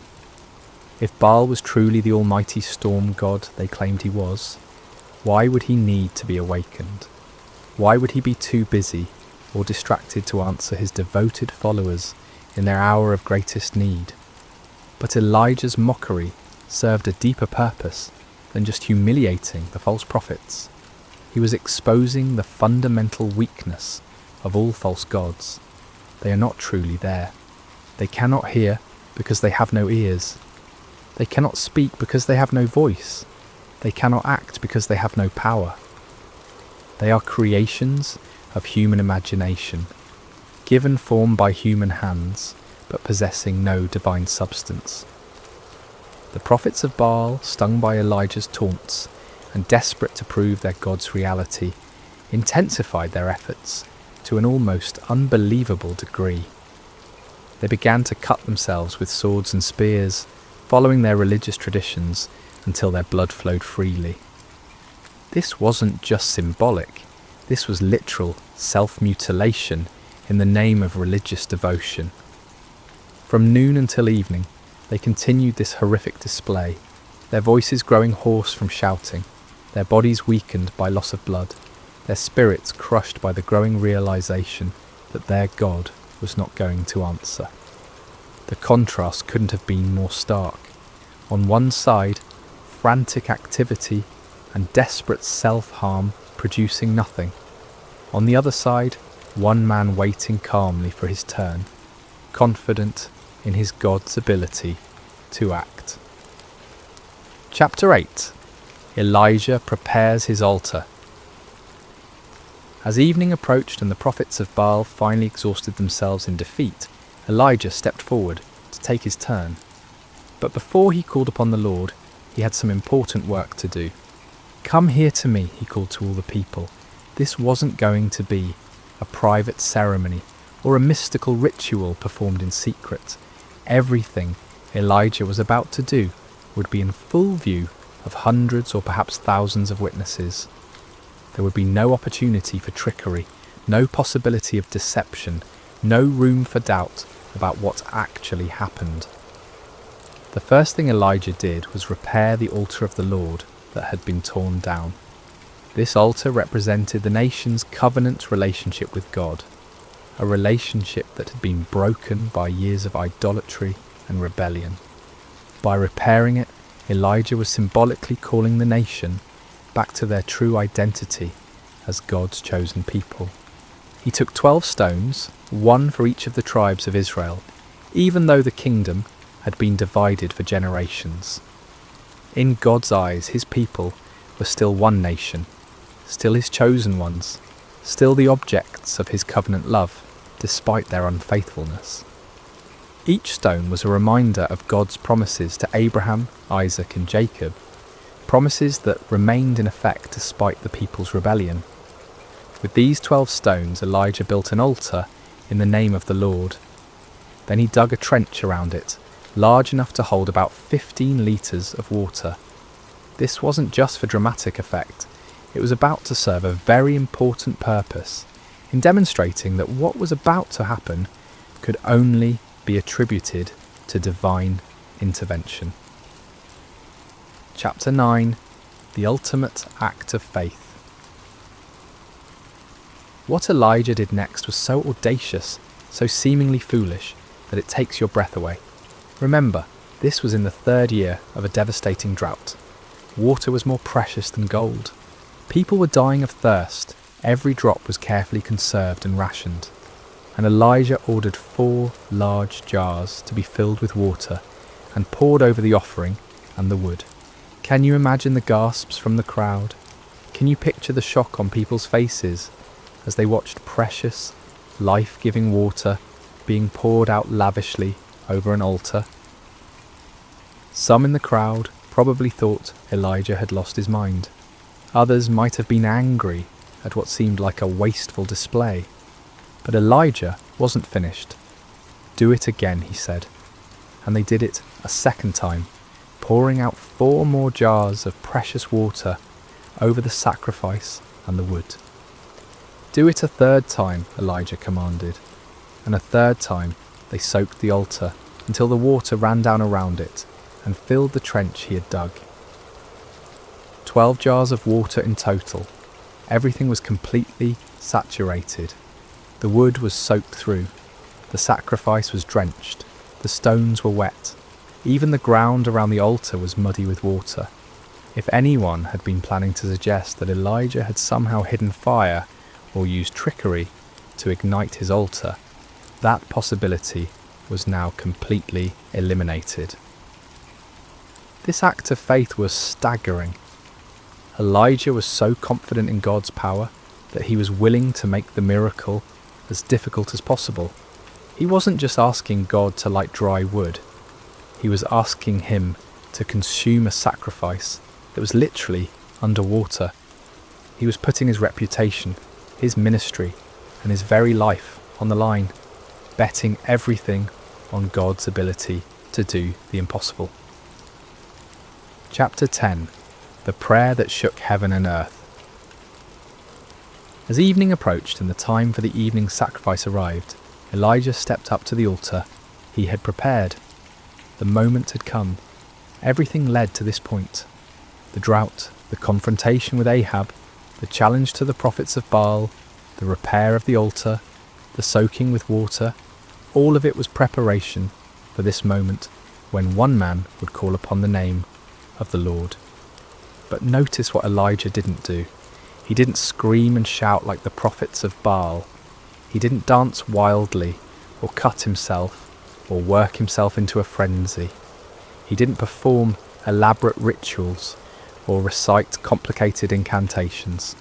He simply prayed, and his prayer was a model of faith, simplicity, and complete dependence upon God. "Lord, the God of Abraham, Isaac, and Israel," he began, immediately identifying the God he served not as a local deity or a tribal God, but as the God of the covenant, the God who had made promises to the patriarchs and had been faithful to those promises for generations. "Let it be known today that you are God in Israel, and that I am your servant and have done all these things at your command." This wasn't about Elijah's reputation or glory. This wasn't about proving his own power or wisdom. This was about demonstrating to a watching world that the Lord alone is God, and that Elijah was merely his obedient servant.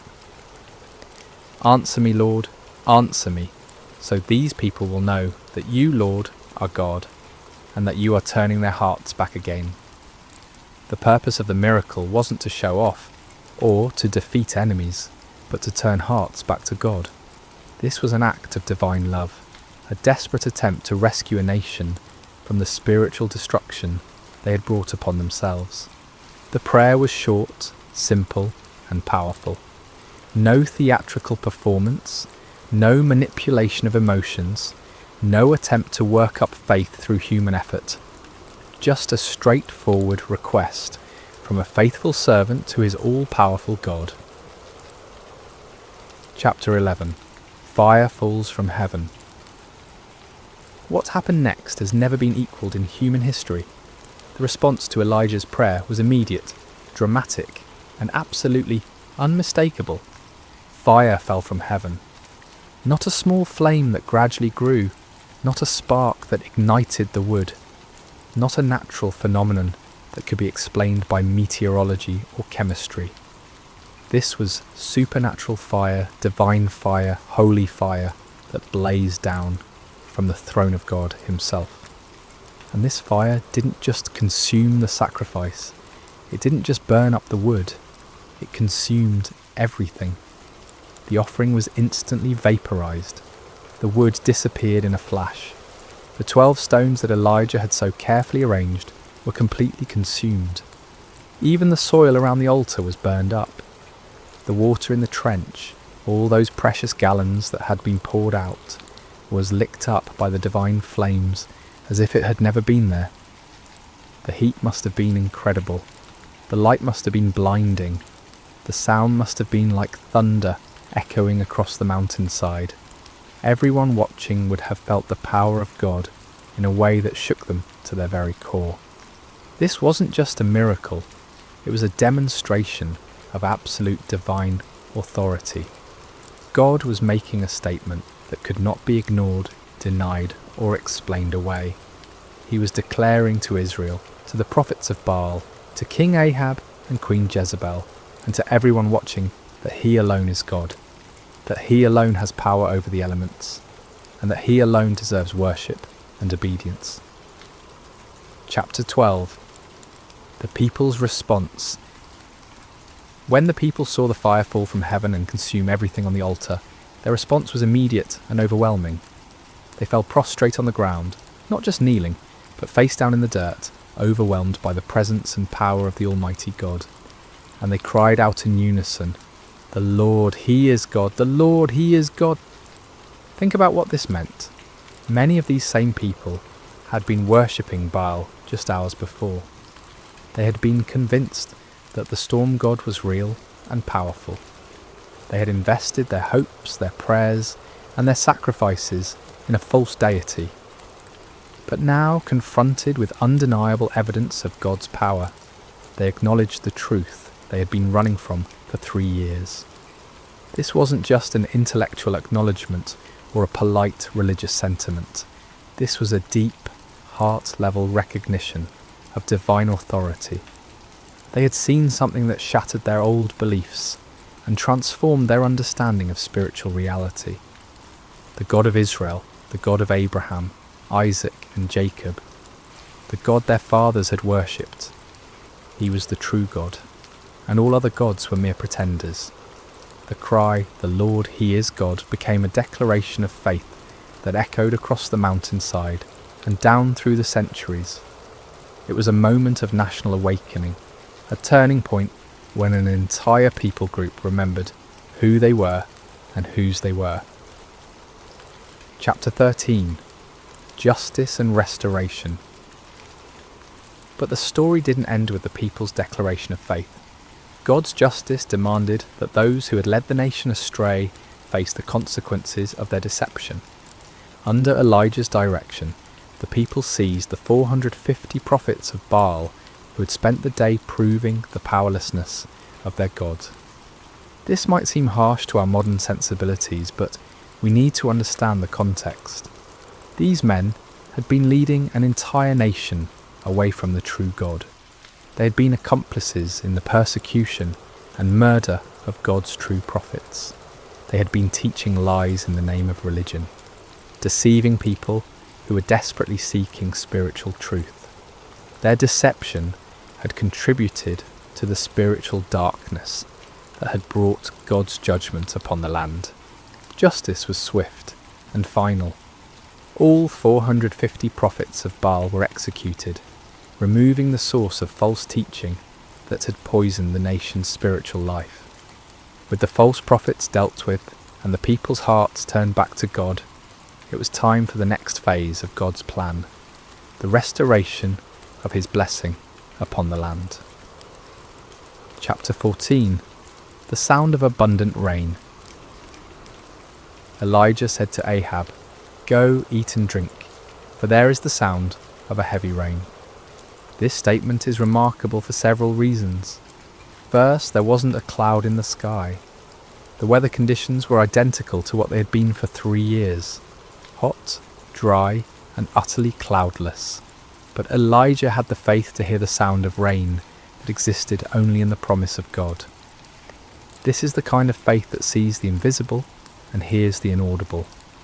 Elijah wasn't looking at circumstances or relying on weather forecasts. He was trusting in the word of God, who had promised to send rain upon the land. While Ahab went to eat and drink, Elijah climbed to the top of Mount Carmel and threw himself down on the ground in prayer. This wasn't a casual request or a polite religious ritual. This was intense, fervent prayer from a man who understood that he was participating in God's plan to restore his people.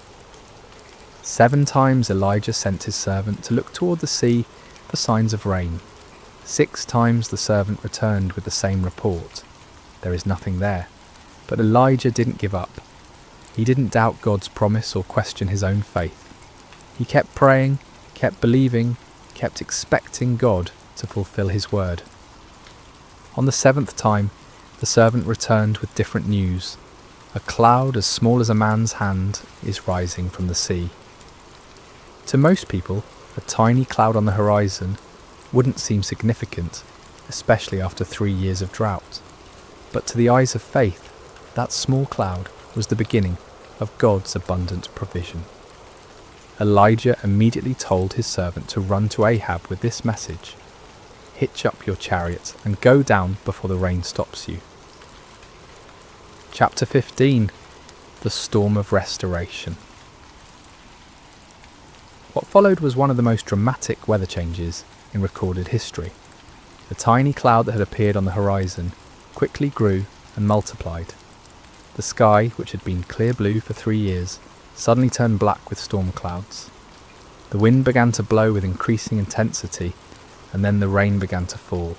But this wasn't a gentle shower or a light drizzle. This was a torrential downpour, a deluge that made up for 3 years of drought in a matter of hours. The rain came down in sheets so heavy that visibility was reduced to just a few feet. The ground, which had been hard as concrete from years of drought, couldn't absorb the water fast enough, and soon rivers of rainwater were flowing down every hillside and through every valley. It was as if God was saying, "You thought I had forgotten how to send rain? You believed that Baal was the god of storms? Let me show you what real divine power looks like."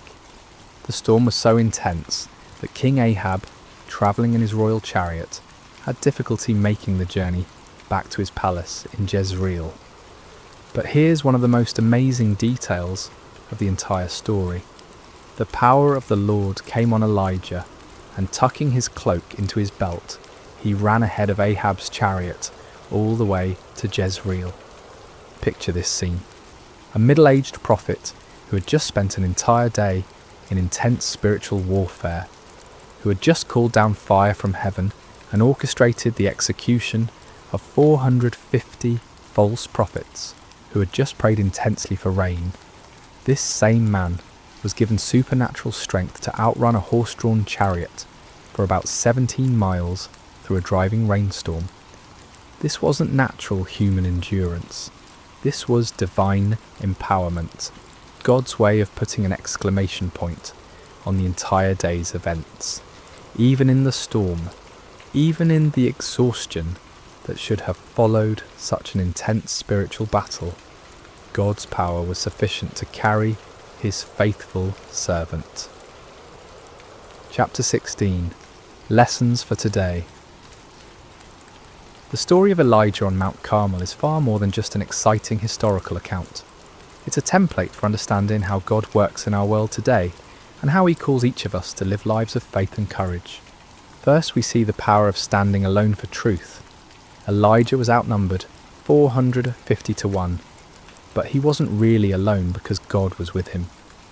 In our culture today, it often feels like those who stand for biblical truth are vastly outnumbered by those who have embraced the false gods of our age.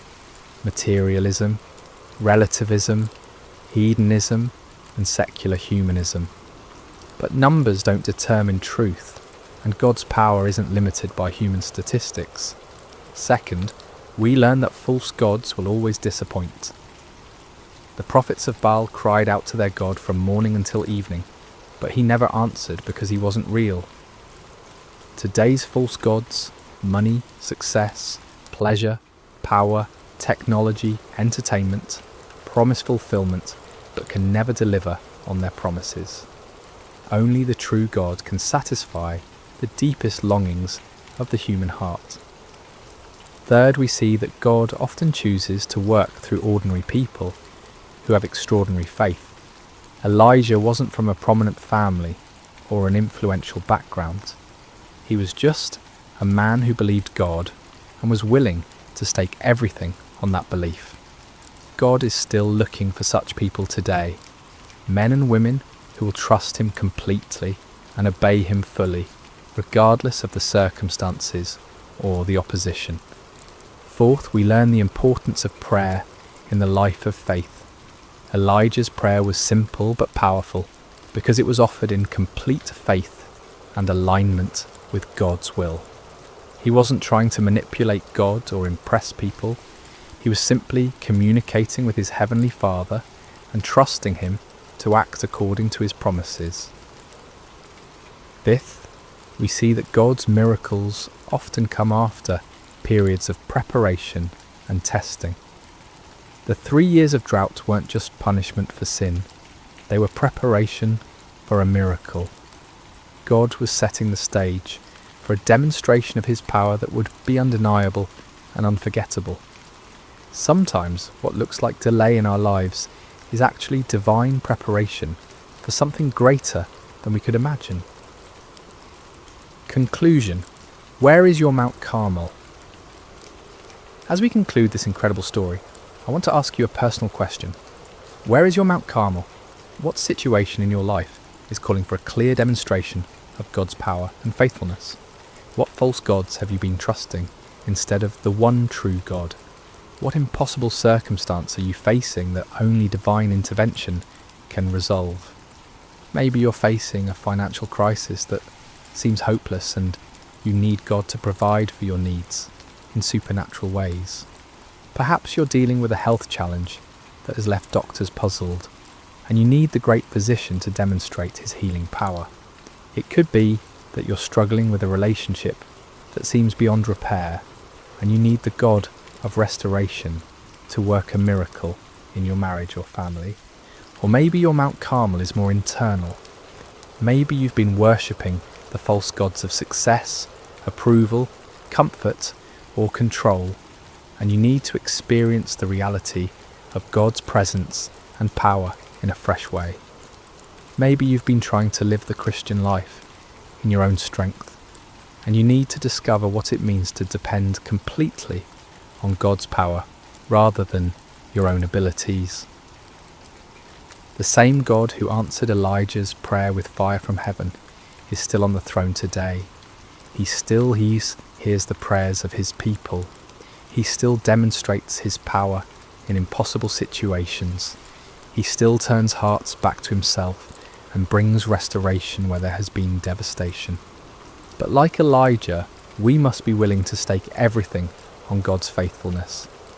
We must be prepared to stand alone if necessary, to trust when circumstances seem impossible, to pray with faith rather than doubt, and to give God the opportunity to show his power in ways that will leave no doubt about his reality and love. The fire that fell on Mount Carmel that day wasn't just about proving that the Lord is God, though it certainly did that. It was about a loving father reaching out to his wayward children, demonstrating his power not to destroy them but to draw them back to himself. It was about restoration, redemption, and the kind of love that will go to any lengths to rescue those who are precious to him. That same love is reaching out to you today. That same power is available to you in your situation. That same God who answered Elijah is waiting to answer your prayers and demonstrate His faithfulness in your life. The question isn't whether God is able. The question is whether you're willing to trust Him completely, to step out in faith even when the odds seem impossible, and to give Him the opportunity to show His power in your Mount Carmel moment. So I challenge you today, don't settle for the false gods of our culture. Don't be satisfied with a powerless religion that looks good on the surface, but lacks the reality of divine presence. Cry out like the people on Mount Carmel, "The Lord, He is God. The Lord, He is God." And then watch as the fire of His presence transforms your impossible situation into a testimony of His faithfulness and power. The same God who sent fire from heaven is ready to move in your life today. Are you ready to trust Him completely and see what He will do? Remember to subscribe to Sacred Rest for more life-changing messages like this one. Until next time, may you know the reality of God's presence and power in every area of your life. God bless you.